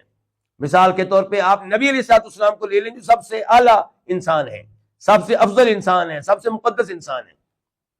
اللہ تعالیٰ کہہ رہے ہیں انک میت، کہ اے نبی آپ فوت ہونے والے ہیں صلی اللہ علیہ وسلم۔ ابو بکر صدیق نے کہا تھا، بخاری کی روایت ہے، آپ کے فوت ہونے کے بعد کہ من کان یعبد محمدا فإن محمدا قد مات، کہ جناب محمد فوت ہو چکے ہیں صلی اللہ علیہ وسلم۔ سیدہ عائشہ نے بھی یہ الفاظ استعمال کیے۔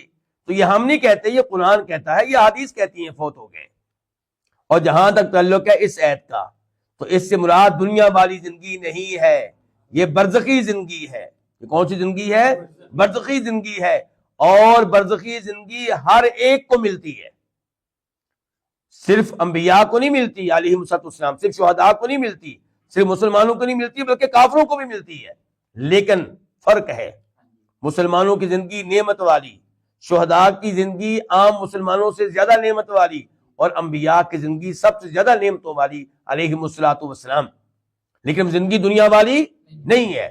دنیا کے لحاظ سے کیا معاملہ ہے؟ اللہ تعالیٰ فرماتے ہیں کہ وَمَنْ أَضَلُّ مِمَّنْ يَدْعُو مِن دُونِ اللَّهِ مَن لَّا يَسْتَجِيبُ لَهُ إِلَىٰ يَوْمِ الْقِيَامَةِ وَهُمْ عَن دُعَائِهِمْ غَافِلُونَ، کہ اللہ کے علاوہ جن کو بھی پکارتے ہو وہ تمہاری پکار سے غافل ہیں، بے خبر ہیں، لا علم ہیں۔ ہمارے ساتھ کیا تعلق ہے؟ إِنَّكَ لَا تُسْمِعُ الْمَوْتَىٰ، جو فوت ہو گیا آپ اسے اپنی آواز نہیں سنا سکتے۔ ہمارے ساتھ کیا تعلق ہے؟ وَمَا أَنْتَ بِمُسْمِعٍ مَّن فِي الْقُبُورِ، جو قبروں میں چلے گئے انہیں آپ اپنی آواز نہیں سنا سکتے۔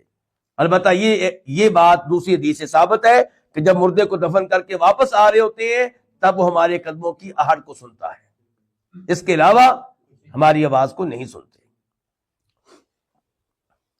اور ہماری یہ بات درست ہے، اس کی دلیل یہ ہے کہ شہید کی بیوی سے عدت کے بعد لوگ نکاح کر لیتے ہیں، کیونکہ دنیا والی زندگی نہیں ہے بلکہ فوت ہو چکا ہے۔ فوت ہو گیا تو اس کی بیوی سے شادی کی جا رہی ہے۔ اگر وہ زندہ ہے تو اس کی بیوی سے شادی کیوں کی جا رہی ہے؟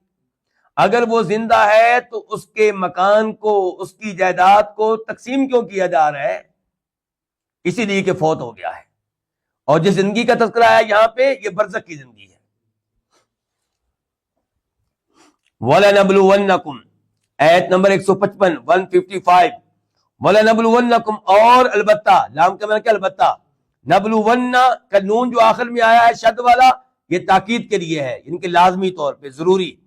اور البتہ ہم ضرور آزمائیں گے، آزمائش میں مبتلا کریں گے کم تمہیں، بِشَيْءٍ مِّنَ الْخَوْفِ وَالْجُوعِ، خوف اور بھوک، وَنَقْصٍ مِّنَ الْأَمْوَالِ وَالْأَنفُسِ وَالثَّمَرَاتِ، اور مالوں اور جانوں اور پھلوں کی کمی میں سے کسی نہ کسی چیز کے ساتھ۔ یعنی کہ کبھی ہم تمہیں آزمائیں گے خوف میں مبتلا کر کے، کبھی بھوک میں مبتلا کر کے، کبھی تمہارا مال کم کر کے، سیلری کم کر کے، تجارت میں نقصان دے کر، کبھی تمہارے گھر کے کسی فرد کو فوت کر کے، کبھی تمہاری زرعی زمین فصل نہیں ہوگی یا پیداوار کم آئی آپ کے پاس، تو ہم اس طرح تمہیں آزماتے رہیں گے۔ تو یہ مصائب کس کی طرف سے آتے ہیں؟ اللہ رب العزت کی طرف سے آتے ہیں، اگرچہ اس کے پیچھے سبب جو ہوتے ہیں وہ ہمارے گناہ ہوتے ہیں۔ وَبَشِّرِ الصَّابِرِينَ، اور آپ خوشخبری دے دیں الصابرین، ان صبر کرنے والوں کو۔ ان میں کیوں کہہ رہا ہوں؟ کیونکہ آگے صفت آ رہی ہے، کون سے صبر کرنے والے وہ آگے آ رہا ہے، ذات آگے آ رہی ہے۔ اور آپ خوشخبری دے دیں ان صبر کرنے والوں کو، الذین، جو اذا اصابت مصیبہ، جن پہ جب کوئی مصیبت آتی ہے، قالوا، وہ کہتے ہیں، انا، بے شک ہم، انا اصل میں کیا تھا؟ انا اور نا، بے شک ہم، للہ، اللہ تعالیٰ کے لیے ہیں۔ یہ لام کون سا ہے؟ تملیک کا۔ اللہ آپ کو ذائقہ ہے دین کہ ہم اللہ تعالیٰ کی ملکیت ہے، ہمارا مالک اللہ ہے، بے شک ہم اللہ تعالیٰ کے مملوک ہیں۔ وَإِنَّا إِلَيْهِ رَاجِعُونَ، اور بے شک ہم الیہ، اسی کی طرف، راجعون، واپس جانے والے ہیں۔ اللہ کے پاس ہم نے پہنچنا ہے، حاضر ہونا ہے۔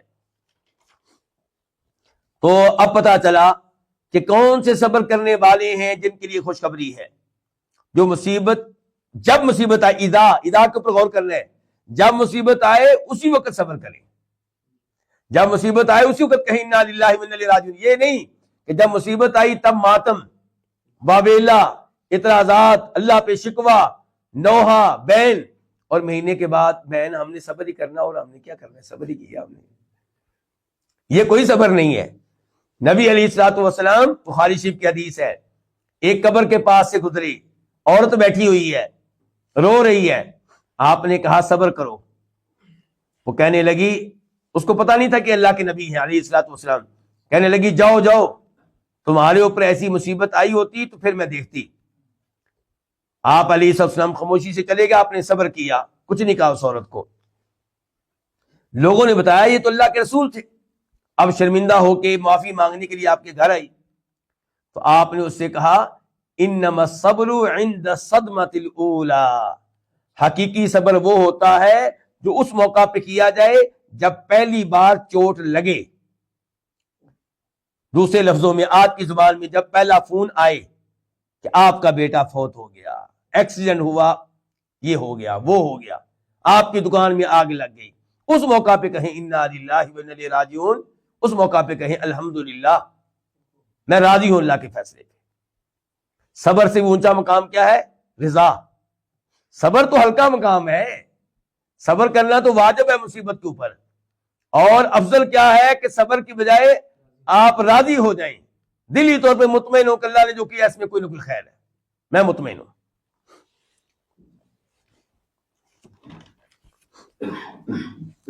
اولئک، یہی لوگ ہیں، یہ کون؟ یہ صبر کرنے والے، اس انداز سے صبر کرنے والے یہی لوگ ہیں، علیہم، ان پہ، صلوات من ربہم، ان کے رب کی طرف سے صلوات ہوتی ہیں، ان کے رب کی طرف سے کیا ہوتی ہیں؟ صلوات۔ صلوات کا ترجمہ بھی کرتے ہیں، ان کے اوپر ان کے رب کی طرف سے صلوات ہوتی ہیں، ورحمہ، اور عظیم رحمت ہوتی ہے۔ عظیم کس کا ترجمہ؟ تنوین کا۔ وَأُولَئِكَ هُمُ الْمُهْتَدُونَ، اور یہی ہیں ہدایت پانے والے۔ اچھا، کتنے انعامات ہیں حقیقی صبر کرنے والوں کے لیے؟ 3۔ نمبر 1، اللہ کی طرف سے عظیم رحمت۔ نمبر یہ خوشخبری کہ یہ ہدایت کے اوپر ہے، اس کا مطلب ہے ماتم کرنے والے ہدایت کے اوپر نہیں ہے۔ اور تیسرے نمبر پہ کیا؟ کہ رب کی طرف سے صلوات۔ اچھا، صلوات کا ترجمہ اب کیا ہے، مفہوم کیا ہے؟ اس میں علماء کرام کے کئی ایک اقوال ہیں۔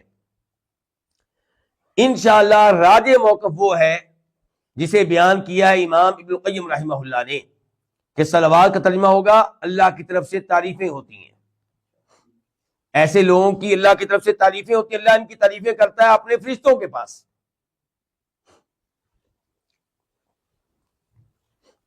اور یہاں پہ ایک حدیث آپ کے سامنے رکھنا چاہوں گا، حدیث ام سلمہ رضی اللہ تعالی عنہا۔ وہ کہتی ہیں کہ جب میرے شوہر فوت ہوئے، کون ہے ان کے شوہر؟ ابو سلمہ، تو مجھے حدیث یاد آ گئی اللہ کے نبی علیہ الصلوۃ والسلام کی، کہ آپ نے کہا تھا کہ جب کسی پہ مصیبت آئے تو وہ الفاظ کہے جو قرآن میں آئے ہیں، انا للہ و انا الیہ راجعون، اور ساتھ یہ کہے اللہم اجرنی فی مصیبتی واخلف لی خیرا منہا، اے اللہ میرے اوپر مصیبت آئی ہے، اس مصیبت پہ مجھے اجر و ثواب دینا، یعنی کہ میں صبر کر رہا ہوں، کر رہی ہوں، مجھے کیا دینا؟ اجر و ثواب دینا، اور اس سے بہتر متبادل بھی مجھے دینا۔ تو جو یہ الفاظ کہے گا، کہے گی، اللہ تعالیٰ اس کو اس کا بہترین متبادل دیں گے۔ ام سلمہ کہتی ہیں میرے ذہن میں یہ حدیث آئی جب ابو سلمہ فوت ہوئے، ساتھ ہی میرے ذہن میں آیا ابو سلمہ سے بہتر مجھے کون ملے گا، ابو سلمہ سے بہتر کون ہو سکتا ہے؟ لیکن ام سلمہ نے نبی علیہ السلام کی حدیث پہ یقین رکھتے ہوئے الفاظ کہہ دیے یقین رکھتے ہوئے، تو اللہ تعالیٰ نے ابو سلمہ کی جگہ پہ کون دیا؟ محمد الرسول اللہ صلی اللہ علیہ وسلم دیے۔ چلیں آیت نمبر 158 ان الصفا والمروہ من شعائر اللہ، بے شک صفا پہاڑ اور مروہ پہاڑ، من شعائر اللہ، اللہ کی نشانیوں میں سے ہیں۔ شعائر جمع ہے شعیرت، ان کی نشانی، من تبیدیہ ہے، یعنی کہ اللہ کی نشانیاں تو بہت ہیں۔ اللہ کی نشانیوں سے مراد کیا؟ اللہ کی عظمت کے اوپر دلالت کرنے والی نشانیاں، اللہ کی قدرت کے اوپر دلالت کرنے والی نشانیاں، تو بے شک صفا اور مروہ پہاڑ اللہ کی نشانیوں میں سے ہیں۔ فمن حج البیت، پس جو اس گھر کا حج کرے یعنی کہ بیت اللہ کا حج کرے اب اعتمرہ یا عمرہ کرے فلا جناح علیہ تو اس پہ کوئی گناہ نہیں ہے ان یطوف بہما کہ ان دونوں کا طواف کرے ان دونوں کے چکر لگائے ان دونوں کے صفا مروہ کے اور الفاظ کیا ہے کہ اس کے اوپر گناہ نہیں ہے اس کا مطلب یہ ہے کہ عمرے میں اگر صفا مروہ کی صحیح کر لیں تو گناہ نہیں ملے گا تو نہ کریں تو کام چل جائے گا یہی مفہوم محسوس ہو رہا ہے یہ اس آیت کا ظاہر لگ رہا ہے جبکہ یہ ظاہر ہے نہیں اور یہ غلط فہمی لگی عروہ بن زبیر کو سیدہ عائشہ کے بھانجے کو کہنے لگے ام المؤمنین خالہ جی اس کا مطلب یہ ہے کہ صفا مروہ کی جو سعی ہے یہ ضروری نہیں ہے نہ بھی کریں تو کام ٹھیک ہے کیونکہ اللہ نے کہا فلا جناح علیہ ان یطوف بہما تو اس کے اوپر کوئی گناہ نہیں ہے کہ وہ ان کا طواف کر لے فرمایا اگر اس کا مفہوم وہ ہوتا جو تم سمجھ رہے ہو تو اللہ تعالیٰ کہتے کوئی گناہ نہیں ہے کہ ان کی صحیح نہ کرے اللہ کہہ رہے ہیں کوئی گناہ نہیں ہے کہ صحیح کر لے اللہ کہہ رہے ہیں صحیح کرنے میں کوئی گناہ نہیں ہے اگر مطلب وہ ہوتا جو تمہارے ذہن میں آ رہا تو اللہ تعالیٰ کہتے صحیح نہ کرنے میں صحیح چھوڑنے میں کوئی گناہ نہیں ہے تو مراد یہ تھی کہ اصل میں اس آیت میں اشارہ ہے ایک مخصوص ذہنیت کی طرف وہ ذہنیت کیا تھی کہ شاید صفا مروہ کی صحیح گناہ ہے یہ کون لوگ سمجھتے تھے گناہ ہے وہ لوگ جن کو معلوم تھا کہ کسی زمانے میں صفا مروہ پہ بت ہوا کرتے تھے تو آج جب کہا جا رہا ہے صفا مروہ کی صحیح کریں تو وہ گناہ سمجھ رہے ہیں کہ یہ تو وہ مقامات ہیں جہاں پہ بتوں کی یادگاریں تھیں تو کیسے ہم ان کے چکر لگائیں اللہ نے کہا لگا لو اب وہ یادگاریں نہیں ہیں اب وہ بت نہیں ہے کوئی گناہ نہیں لگاؤ یہ مراد ہے دوسرے نمبر پہ وہ لوگ تھے جو زمانے جاہلیت میں زمانے کفر میں ان دو بتوں کو نہیں مانتے تھے جو صفا مروہ پہ تھے ان کا بت اور تھا منات تھا تو ان کو بھی بڑی تکلیف ہوتی تھی کہ وہ یہاں آ کے صفا مروہ کی صحیح کریں کیونکہ یہ ان کے بت تو نہیں ہے تو ان سب کو پیغام دیا گیا کہ اب اسلام آ چکا ہے بت زیل ہو چکے ہیں اب صفا مروہ کی صحیح کرنے میں کوئی حرج نہیں ہے ان کے گناہ نہیں ملے گا وہ سوچ ذہن سے نکال دو باقی رہ گیا یہ معاملہ کہ صفا مروہ کی صحیح واجب ہے یا نہیں سیدہ عائشہ نے کہا اسی موقع پہ اپنے بھانجے عروہ بن زبیر کو مخاطب کرتے ہوئے کہ اللہ کی قسم جو صفا مروہ کی صحیح نہیں کرے گا اس کا حج عمرہ مکمل ہی نہیں ہوگا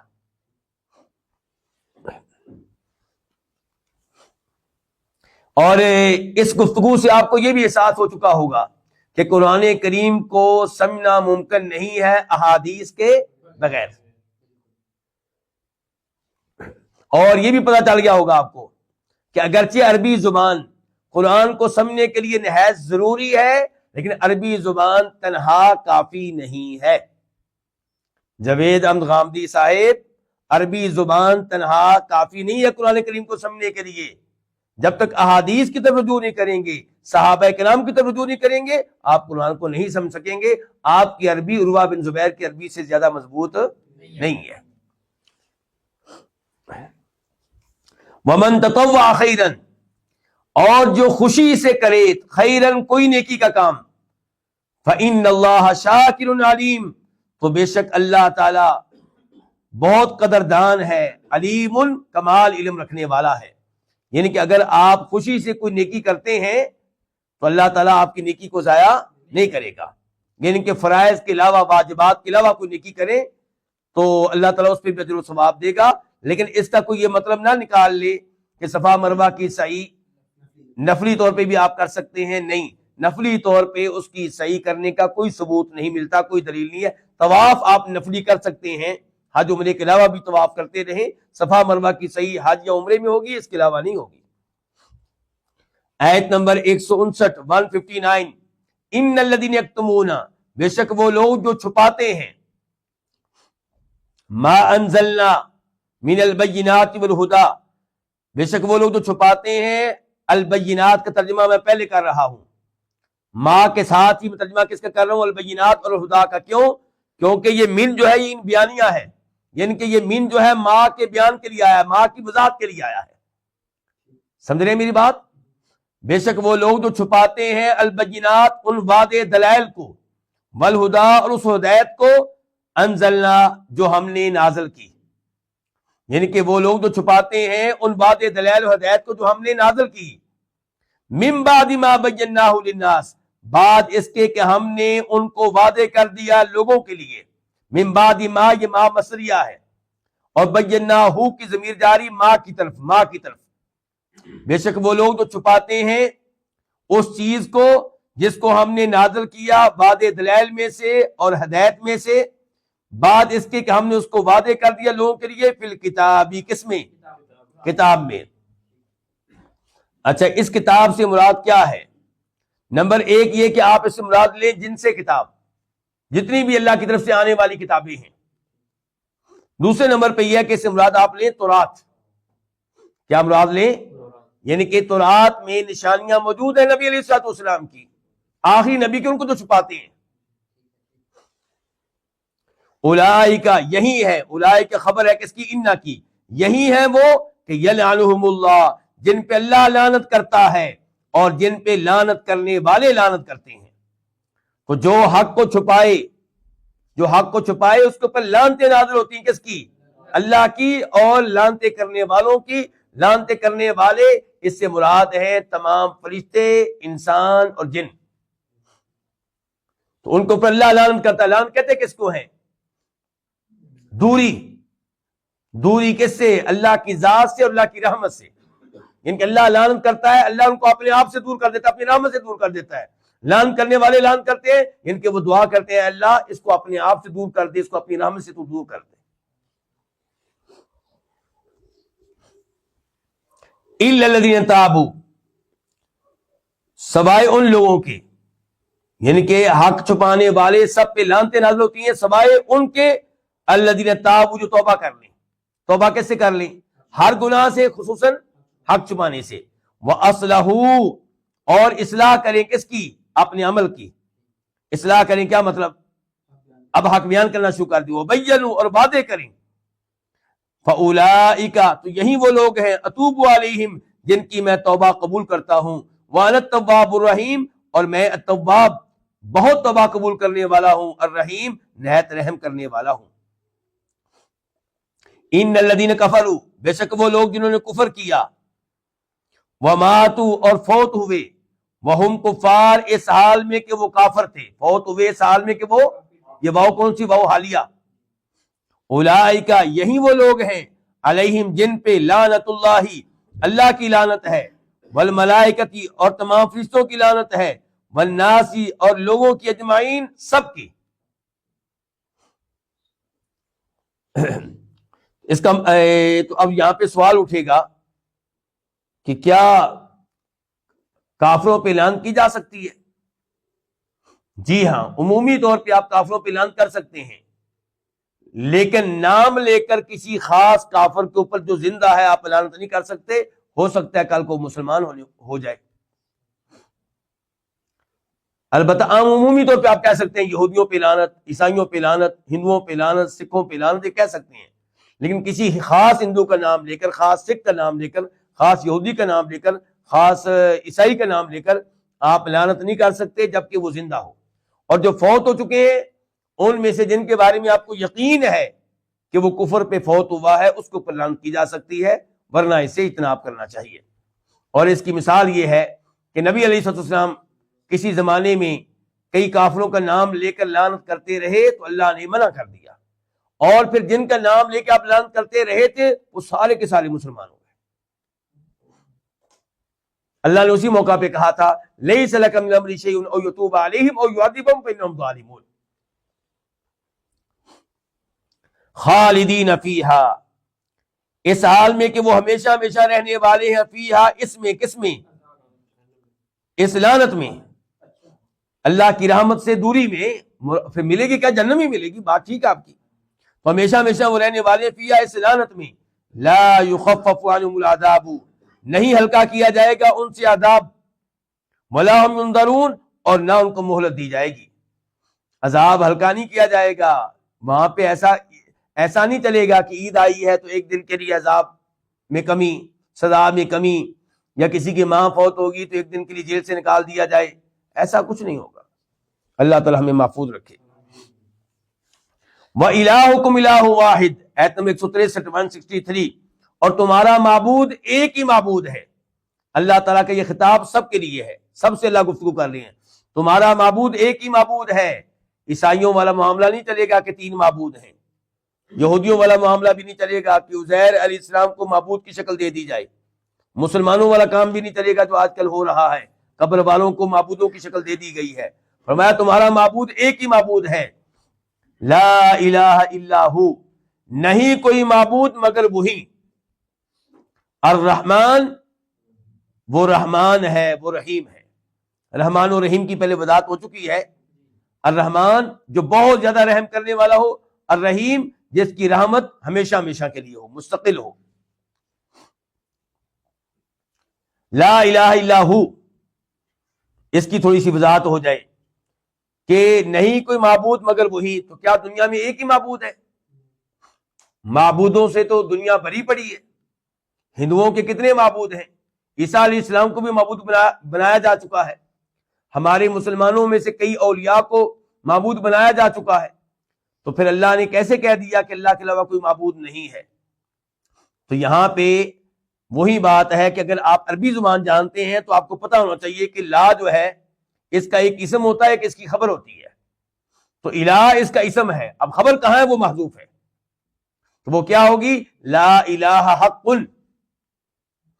سچا معبود کوئی نہیں ہے اللہ کے علاوہ. بات ہو گیا. جھوٹے معبود ہیں جن کی غلط طور پہ عبادت کی جاتی وہ ہیں، لیکن وہ جو عبادت کا حقدار ہو، عبادت کے لائق ہو، وہ ایک ہی ہے اور وہ اللہ ہے. تو لا الہ، اسی لیے آپ دیکھیں گے کئی جگہ ترجمہ کا لکھا ہوتا ہے اللہ کے علاوہ کوئی عبادت کے لائق نہیں. وہ لائق کسی حکم کا ترجمہ ہوتا ہے. یا کہیں لکھا ہوتا ہے نہیں ہے کوئی معبود برحق، وہ برحق کسی حکم کا ترجمہ ہوتا ہے. تو لا الہ الا ہو، نہیں کوئی معبود برحق الا ہوا مگر وہ. آگے وہ رحمان و رحیم کی وضاحت کر چکا ہوں. آیت نمبر 164 164. ان فی خلق السماوات والارض، ان بے شک، فی خلق السماوات، آسمانوں اور زمین کی پیدائش میں. یہ نمبر 1 چیز ہوگی. کتنی چیز ہوگی؟ نمبر 1. اللہ تعالیٰ اپنی نشانیاں بتانے لگے. کس چیز کی نشانیاں؟ اپنے وجود کی، اپنی قدرت کی. اور ان نشانیوں کو مان لے تو پھر یہ بھی ماننا پڑے گا کہ جس کی یہ نشانیاں ہیں عبادت کا حقدار بھی وہ تنہا ہے، کوئی اور پھر نہیں ہے، کوئی اور پھر نہیں ہے. فرمایا انا بے شک آسمان و زمین کی پیدائش میں. ہاں جی، آسمان و زمین کی پیدائش پہ غور کریں نا. آسمان کھڑا ہے بغیر ستونوں کے، کب سے کھڑا ہے؟ زمین نیچے پانی، اوپر زمین. اوپر آپ کی گھر بن رہے ہیں 100 منزلہ، ہوٹل بن رہے ہیں. کیوں نہیں زمین یہ نیچے جاتی؟ تو اللہ یعنی کہ کئی لحاظ سے اس میں نشانیاں. آسمان و زمین میں کوئی ایک لحاظ سے نشانی نہیں ہے. اب وقت کی کمی ہے، چلیں. بے شک آسمان و زمین کی تخلیق میں، پیدائش میں. نمبر 2 واختلاف اللیل والنہار، رات اور دن کے آنے جانے میں. یہ نظام ایک وقت سے چل رہا ہے. والفلک التی تجری فی البحر، والفلک اور ان کشتیوں میں. لفظ الفلک واحد کے لیے بھی فلک آتا ہے، جمع کے لیے بھی یہی، اور یہاں جمع کے لیے ہے. اور ان کشتیوں میں التی تجری، جو چلتی ہیں فی البحر، سمندر میں. سمندر میں چلتی ہیں بیما، ان چیزوں کو لے کر جو لوگوں کو فائدہ دیتی ہیں. ان کے تجارت عام طور پہ کس میں ہوتی ہے؟ بیلی جہازوں میں ہوتی ہے عام طور پہ. نمبر 4 وما انزل اللہ من السماء من ماء، اور اس پانی میں. من ماء کا ترجمہ میں نے پہلے کیا. کیوں؟ کیونکہ ماء سے پہلے جو من ہے یہ بیانیہ ہے. یہ بیان ہے، وضاحت ہے کس کی؟ ماء کی. سمجھ رہے ہیں علماء کرام؟ اور اس پانی میں جو اللہ نے آسمانوں سے اتارا، مراد کیا ہے؟ بارش. فاحیا، تو اس نے زندہ کیا، بھی اس پانی کے ساتھ. اللہ تعالیٰ کس کو؟ زمین کو. زمین بنجر ہو چکی تھی، اس کو زندہ کیا، زرخیز کیا. بعد موتھا، اس کے بنجر ہو جانے کے بعد، اس کے مردہ ہو جانے کے بعد. وبثا، اور اس نے پھیلا دیے. فیہا، اس میں، کس میں؟ اس زمین میں. من کل دابہ، ہر قسم کے جانور. وہ تصریف ریاح، یہ نمبر 5، اور ہواؤں کے پھیرنے میں، کبھی جنوبی ہوائیں کبھی شمالی ہوائیں، اور ہواؤں کے پھیرنے میں، والسحاب المسخر بین السماء والارض، اور ان بادلوں میں، نمبر 6 السحاب نمبر 6، اور ان بادلوں میں المسخر جو مسخر ہیں آسمان و زمین کے بیچ میں، آسمان و زمین کے مابین بادل۔ اللہ اکبر، آپ کو کیا لگتا ہے؟ روئی لگتی ہے نا، اور اس کے اندر پانی کتنا ہے؟ بہت زیادہ، اتنا پانی کہ آپ کا پورا شہر سیراب ہو جاتا ہے۔ تو اللہ کی قدرت کی نشانی نہیں ہے؟ اور یہ بادل چل رہے ہیں، چلا کیا رہی ہوا، اور ہوا کس کے تابع؟ اللہ کی۔ اور ان بادلوں میں جو مسخر ہے آسمان و زمین کے درمیان، لآیات، البتہ کئی نشانیاں ہیں، لقوم، ایسی قوم کے لیے، یعقلون، جو عقل رکھتی ہو۔ عقل رکھیں تو اس میں بڑی نشانیاں ہیں، اسے رب ملتا ہے۔ افسوس تو ان سائنسدانوں پہ ہے جو ان تمام چیزوں پہ غور کرتے ہیں ہم سے زیادہ، لیکن پھر بھی ان کو رب نہ ملا، پھر بھی گمراہ کے گمراہ۔ آیت نمبر 165 165، وَمِنَ النَّاسِ، یہ من تبعیدیہ ہے۔ تبعیدیہ کس کا معنی دے گا؟ بعض کا، کچھ کا۔ وَمِنَ النَّاسِ، اور لوگوں میں سے کچھ وہ ہیں، مَن يَتَّخِذُ، جو بناتے ہیں، من دون اللہ، غیر اللہ کو، اندادن، کیا بناتے ہیں؟ شریک۔ انداد ند ان کی جمع ہے، شریک بناتے ہیں، کس کا شریک؟ اللہ کا۔ یحبونہم، جن سے وہ محبت کرتے ہیں، کحب اللہ، اللہ سے محبت کرنے کی طرح، یعنی کہ ان شریکوں سے محبت کرتے ہیں اللہ سے محبت کرنے کی طرح۔ بلکہ آج کل تو ایسے ہیں جو اللہ سے بھی زیادہ محبت کرتے ہیں، کن سے؟ ان اولیاء سے، ان پیروں سے، ان قبر والوں سے۔ والذین آمنوا، اللہ نے فرمایا، اور وہ لوگ جو ایمان لائے، اشد حبا للہ، وہ اللہ سے محبت کے لحاظ سے اشد، زیادہ شدید ہے، کہیں آگے ہیں۔ کیا مطلب؟ جتنی محبت یہ لوگ اپنے ان معبودوں سے کرتے ہیں، ایمان والے اس سے کہیں زیادہ محبت کس سے کرتے ہیں؟ اللہ سے کرتے ہیں۔ وَلَوْ يَرَى الَّذِينَ ظَلَمُوا، کاش کے، یا اگر کا ترجمہ کریں گے تو پھر یوں ہوگا، اور اگر یرا، دیکھ لیں، الذین ظلموا، وہ لوگ جنہوں نے ظلم کیا، یہاں پہ مراد ہے کافر مشرک، اگر دیکھ لیں وہ لوگ جنہوں نے ظلم کیا، اذ، اس وقت کو، یرونا، جب وہ دیکھ رہے ہوں گے عذاب کو۔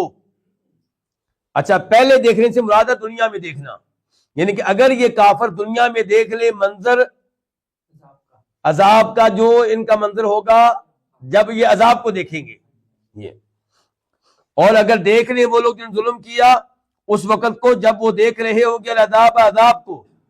اچھا، العذاب کے بعد وہ جو لو شروع میں آیا اس کا جواب یہاں پہ سائلنٹ کہہ لیں آپ، مقدر کہہ لیں، پوشیدہ کہہ لیں، کیا ہوگا؟ لعلموا، لعلموا، اگر یہ دیکھ لیں، اگر دیکھ لیں وہ لوگ جنہوں نے ظلم کیا اس وقت کو جب وہ دیکھ رہے ہوں گے عذاب کو، تو البتہ وہ جان لیں کہ ان القوت للہ جمیعا، کہ بے شک ساری کی ساری قوت للہ، اللہ کی ہے، اللہ کی ملکیت ہے۔ وَأَنَّ اللَّهَ، اور یہ بھی جان لیں گے کہ اللہ تعالیٰ شدید عذاب والا ہے۔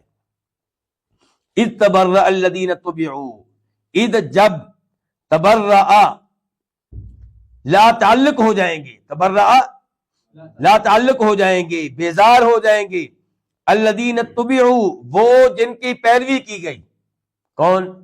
معبودان باطلہ، کب؟ وہ ولی جن کی پیروی کرتے رہے اور دیگر وہ جن کی عبادت کرتے رہے، جب لا تعلق ہو جائیں گے وہ جن کی پیروی کی گئی، اس میں فرشتے بھی آتے ہیں، جن بھی آتے ہیں، جب لا تعلق ہو جائیں گے وہ جن کی پیروی کی گئی، لا تعلق کن سے ہو جائیں گے؟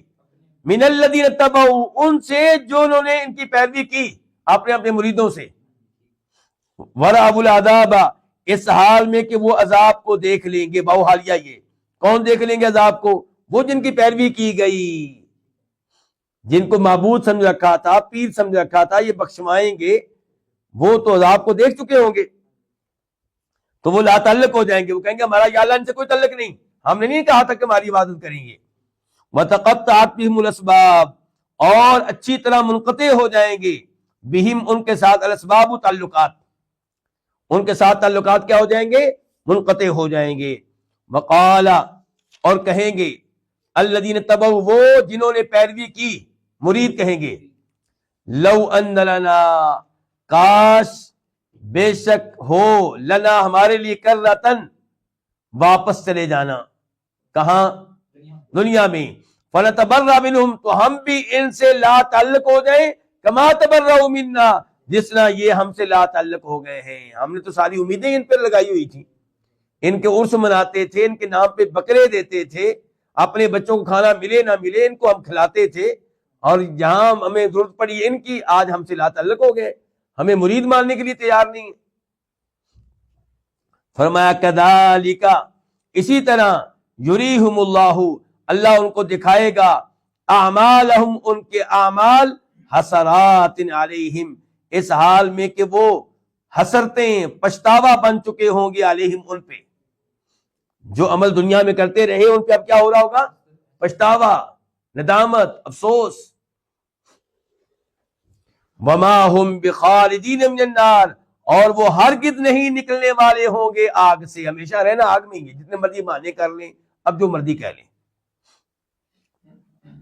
یہ بات جو ہے زائدہ ہے ما نفی کی تاکید کے لیے، اور وہ ہرگز نہیں نکلنے والے ہوں گے من النار آگ سے.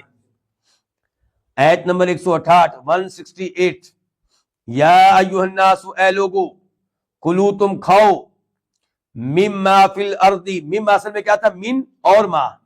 تم کھاؤ اس میں سے جو زمین میں ہے، حلالن حلال، طیبن پاکیزہ، یعنی کہ تم حلال پاکیزہ کھاؤ اس میں سے جو زمین پہ ہے. یعنی کہ جو کچھ زمین پہ ہے اس میں سے کون سی چیزیں کھاؤ؟ جو حلال اور پاکیزہ ہیں وہ ساری تم کھا سکتے ہو. وَلَا تَتَّبِعُوا اور تم نہ چلو، نہ پیروی کرو خطوات شیطان، شیطان کے قدموں کی. شیطان کے پیچھے نہ چلو اور تم نہ پیروی کرو شیطان کے قدموں کی. مثال کے طور پہ بائیں ہاتھ سے کھانے والا شیطان کے قدم پہ چلتا ہے. اِنَّهُ لَكُمْ بے شک وہ کون؟ شیطان، لکم تمہارے لیے ہے، عدو دشمن مبین واضح، بے شک وہ تمہارا واضح طور پہ دشمن ہے، کھلا دشمن ہے، وہ اپنی دشمنی کو چھپاتا ہی نہیں ہے. آیت نمبر 169 169 انما یأمرکم بالسوء والفحشاء. انما کا ترجمہ ذرا لیٹ کر دیں. یأمرکم وہ تمہیں حکم دیتا ہے، انما صرف اور صرف کس کا؟ بالسوء برائی کا، والفحشاء اور بے حیائی کا، وَأَن تَقُولُوا اور تیسرے نمبر پہ حکم دیتا ہے اس بات کا کہ ان تقولوا کہ تم کہو علی اللہ اللہ تعالیٰ پہ ما لا تعلمون وہ باتیں جو تم نہیں جانتے. تو تین طرح کے حکم دیتا ہے وہ، برائیاں کرنے کے، بے حیائی کے، اور کیا؟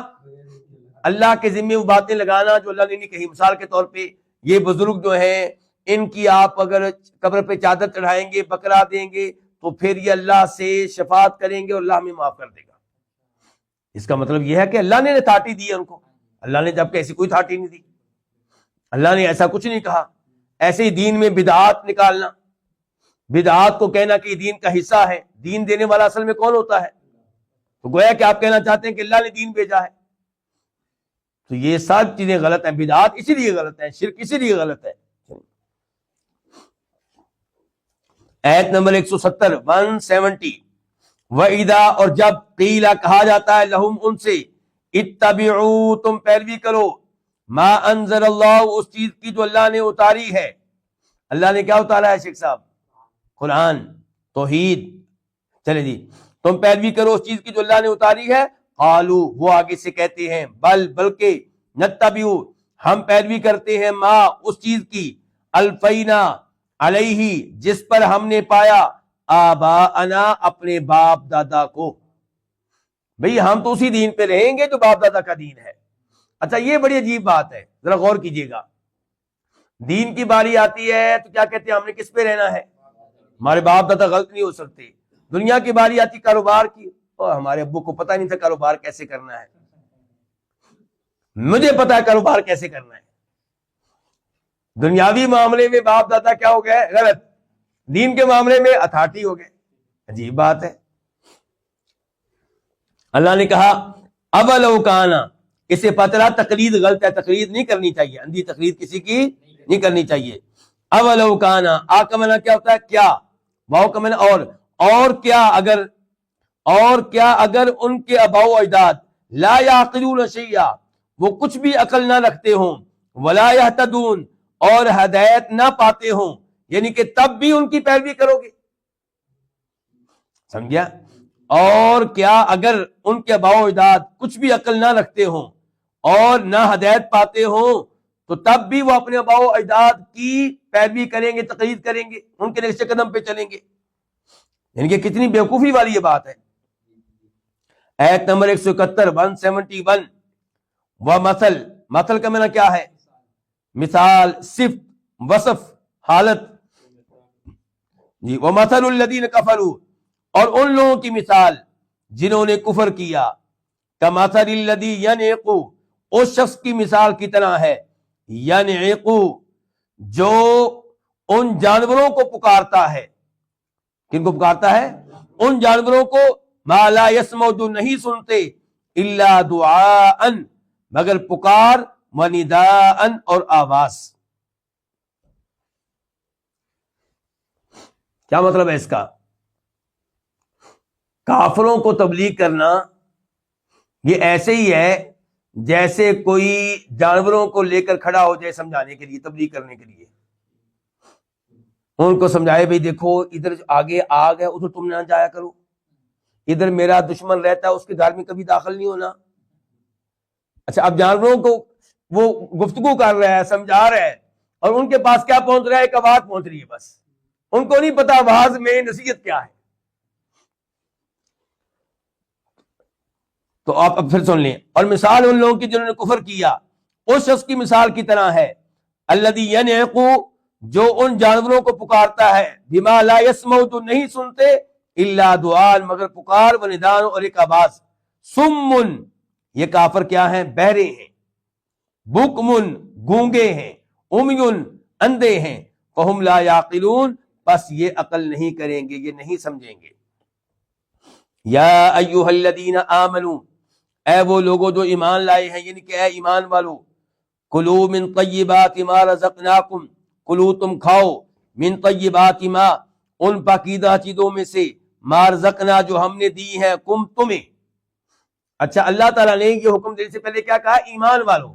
مطلب یہ ہے کہ اگر تم واقعی مومن ہو تو میری یہ بات مانو کہ کیا کھانا ہے؟ ہمیشہ حلال کھانا ہے، حرام نہیں کھانا، پاک چیزیں کھانی ہیں. واشکرو، اور تم شکر کرو، للہ، کس کا؟ اللہ کا. کھاؤ اور اللہ کا شکر بھی ادا کرو. ان کنتم ایاہ تعبدون، اگر تم اسی کی عبادت کرتے ہو. ان، اگر کنتم ایاہ، تم اسی کی، تعبدون، عبادت کرتے ہو. اگر تمہارا یہ دعویٰ ہے کہ ہم اللہ کی عبادت کرنے والے ہیں تو پھر پاکیزہ کھاؤ اور اللہ کا شکر ادا کرو. آیت نمبر 173 173. ٹوٹل 3-4 آیتیں رہ گئی ہیں، ذرا ہمت کریں، جاگ جائیں، توجہ رکھیں. انما، سوائے اس کے نہیں، حرما، اس نے حرام کیا ہے. انما کا معنی سوائے اس کے نہیں، یا صرف کہہ لیں آپ کہ اس نے صرف حرام کیا ہے تم پہ، المیتہ، کس کو؟ مردار کو، والدم، اور خون کو، ولحم الخنزیر، اور خنزیر کے گوشت کو، وما، اور ان جانوروں کو، ما اہل بہ، جن کے پہ پکارا جائے، لغیر اللہ، غیر اللہ کا نام. تو کتنی چیزیں اللہ نے حرام کی ہیں؟ 4. تو شراب حرام نہیں ہے؟ تو اللہ تو یہاں پہ کہہ رہے ہیں صرف یہ 4 چیزیں حرام ہیں.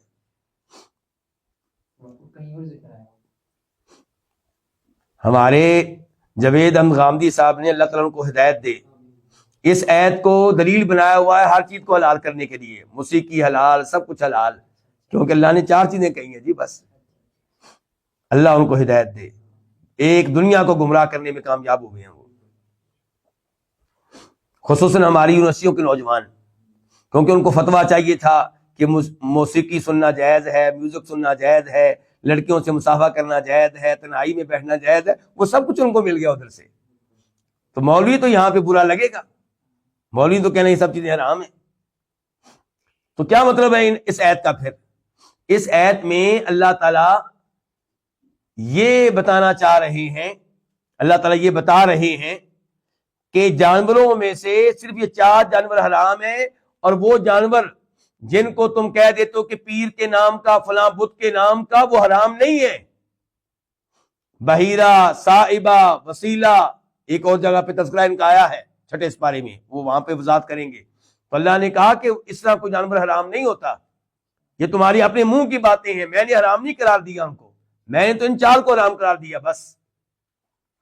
تو اس آیت کا مقصد ان کے اس غلط عقیدے کے اوپر رد ہے، اس کا یہ مطلب نہیں ہے کہ اور کوئی چیز حرام بالکل نہیں ہے۔ بات ہو گیا علماء کرام۔ ورنہ آپ دیکھیں شراب کو تو حرام گامدی صاحب بھی مانتے ہیں، تو پھر وہ کیسے حرام ہوگی؟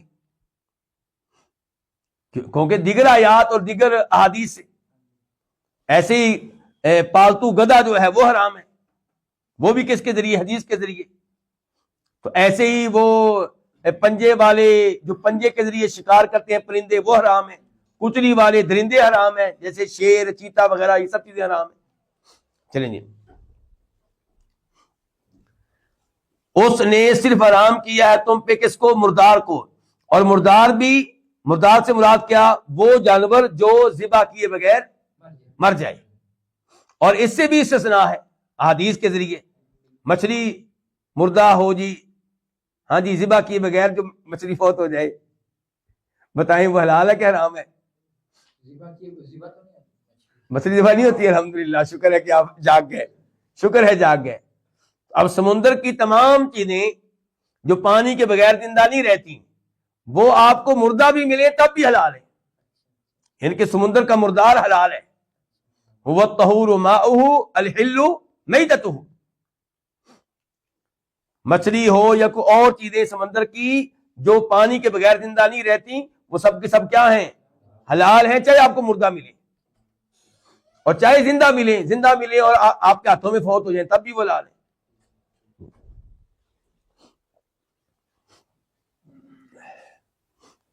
والدم، اور خون کون سا حرام ہے؟ بہنے والا خون۔ بس کیا مطلب؟ جب جانور ذبح کرتے ہیں خون بہ رہا ہوتا ہے وہ حرام ہے۔ باقی جو آپ نے جانور ذبح کر لیا شرعی طریقے سے اور گوشت بنا لیا، بوٹیاں بنا لی، تو پکا رہے ہیں، تھوڑا سا خون نکل آتا ہے پھر بھی اس میں سے، تو وہ حرام نہیں ہے۔ آخر میں جا کے بتا دیا کہ وہ جانور حرام ہے جن کے اوپر غیر اللہ کا نام پکارا جائے۔ عیسیٰ علیہ السلام کے نام پہ بکرا ذبح کریں گے، حرام ہے۔ شیخ عبدالقادر جیلانی رحمہ اللہ کے نام پہ بکرا ذبح کریں گے، حرام ہے۔ جناب علی کے نام پہ ذبح کریں گے، حرام ہے۔ اس نے صرف تم پہ حرام کیا مردار کو، والدم، اور خون کو، اور خنزیر کے گوشت کو، اور اس جانور کو جس پہ غیر اللہ کا نام پکارا جائے۔ فمن اضطر غیر باغ ولا عاد فلا اثم علیہ۔ فا کا من پس، آگے ہے من، پس جس کو اضطر مجبور کر دیا جائے، یعنی کہ حرام کھانے پہ مجبور ہو جائے، وہ پس جو مجبور ہو جائے غیر باغ، اس حال میں کہ وہ بغاوت کرنے والا نہ ہو، شریعت سے بغاوت کرنے والا، ولا عاد، اور حد سے تجاوز کرنے والا نہ ہو، فلا اثم علیہ، تو اس کے اوپر کوئی گناہ نہیں ہے ان 4 چیزوں کو کھانے میں۔ مثال کے طور پہ خنزیر کا گوشت کیا ہے؟ حرام ہے، لیکن ایک آدمی بھوک سے مرنے والا، اس کو حلال چیز نہیں مل رہی، تو اس کو خنزیر کا گوشت مل رہا ہے تو تھوڑا سا لے سکتا ہے، شرط یہ ہے کہ دل میں کھانے کا شوق نہیں ہے، مجبوراً جان بچانے کے لیے، اور کھائے بھی اتنا ہی جس سے جان بچ جائے، یہ نہیں کہ اب جناب والا آج جی بھر کے کھا لیں آج، یہ مطلب۔ پھر سن لیں آخری جملے کا ترجمہ، پس جو مجبور ہو جائے غیر باغ، اس حال میں کہ بغاوت کرنے والا نہ ہو، ولا عاد، اور حد سے تجاوز کرنے والا نہ ہو، فلا اثم علیہ، تو اس کے اوپر کوئی گناہ نہیں ہے۔ ان اللہ غفور رحیم، بے شک اللہ تعالیٰ بہت بخشنے والا، نہایت مہربان ہے۔ اس سے بڑی رحمت کیا ہوگی؟ حرام کر کے مجبوری میں کھانے کی اجازت دے دی ہے، لیکن اللہ دلوں کو جانتا ہے، کون ہے جس کو شوق ہے شراب پینے کا؟ ٹھیک ہے، ابھی بھوک سے مرنے والا ہے اس لیے شراب پڑی تھی اس کا گھونٹ پینے لگا ہے، لیکن اللہ جانتا ہے کس کو شوق ہے، کون افسوس سے پی رہا ہے۔ اس کے بعد ایت نمبر 174 174، ان الذین یکتمون ما انزل اللہ، بے شک وہ لوگ جو چھپاتے ہیں اس کتاب کو جو اللہ نے نازل کی، وَيَشْتَرُونَ بِهِ ثَمَنًا قَلِيلًا، اور لیتے ہیں اس کے بدلے میں ثمن قلیلہ، تھوڑی سی قیمت، اولئک یہی وہ لوگ ہیں ما یاکلون نہیں یہ کھاتے اپنے پیٹوں میں الا النار مگر آگ. یہ اس مال سے جو کھا رہے ہیں وہ اصل میں آگ ہے. ولا یکلمہم اللہ اور اللہ ان سے کلام نہیں کرے گا قیامت کے دن. ولا یزکیہم اور نہ اللہ اس دن ان کو گناہوں سے پاک کرے گا اور انہی کے لیے دردناک عذاب ہے. اچھا جی، اس میں تذکرہ کن کا ہے؟ سب سے پہلے تذکرہ اس میں ان لوگوں کا ہے جو تورات کی معلومات کو چھپاتے ہیں، ان کے چھپاتے ہیں تورات میں آنے والی ان باتوں کو جن سے تصدیق ہوتی ہے مسلمانوں کی، اللہ کے نبی کی، قرآن کی صلی اللہ علیہ وسلم. اور دوسرے نمبر پہ کہا گیا نہیں الکتاب سے مراد ہے سب کتابیں، تورات بھی اس میں آ جائے گی، قرآن بھی آ جائے گا، اور یہ زیادہ بہتر ہے.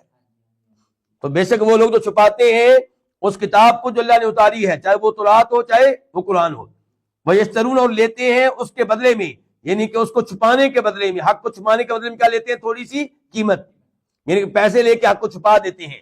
یہی وہ لوگ ہیں کہ نہیں یہ کھا رہے اپنے پیٹوں میں مگر آگ، اور اللہ ان سے کلام نہیں کرے گا روز قیامت. ان کی سزا ان کی کہ اللہ کلام نہیں کرے گا. اس کا مطلب یہ ہے کہ اللہ تعالیٰ کلام کرتا ہے. ولا یزکیہم اللہ ان کو گناہوں سے پاک نہیں کرے گا اور انہی کے لیے دردناک عذاب ہے.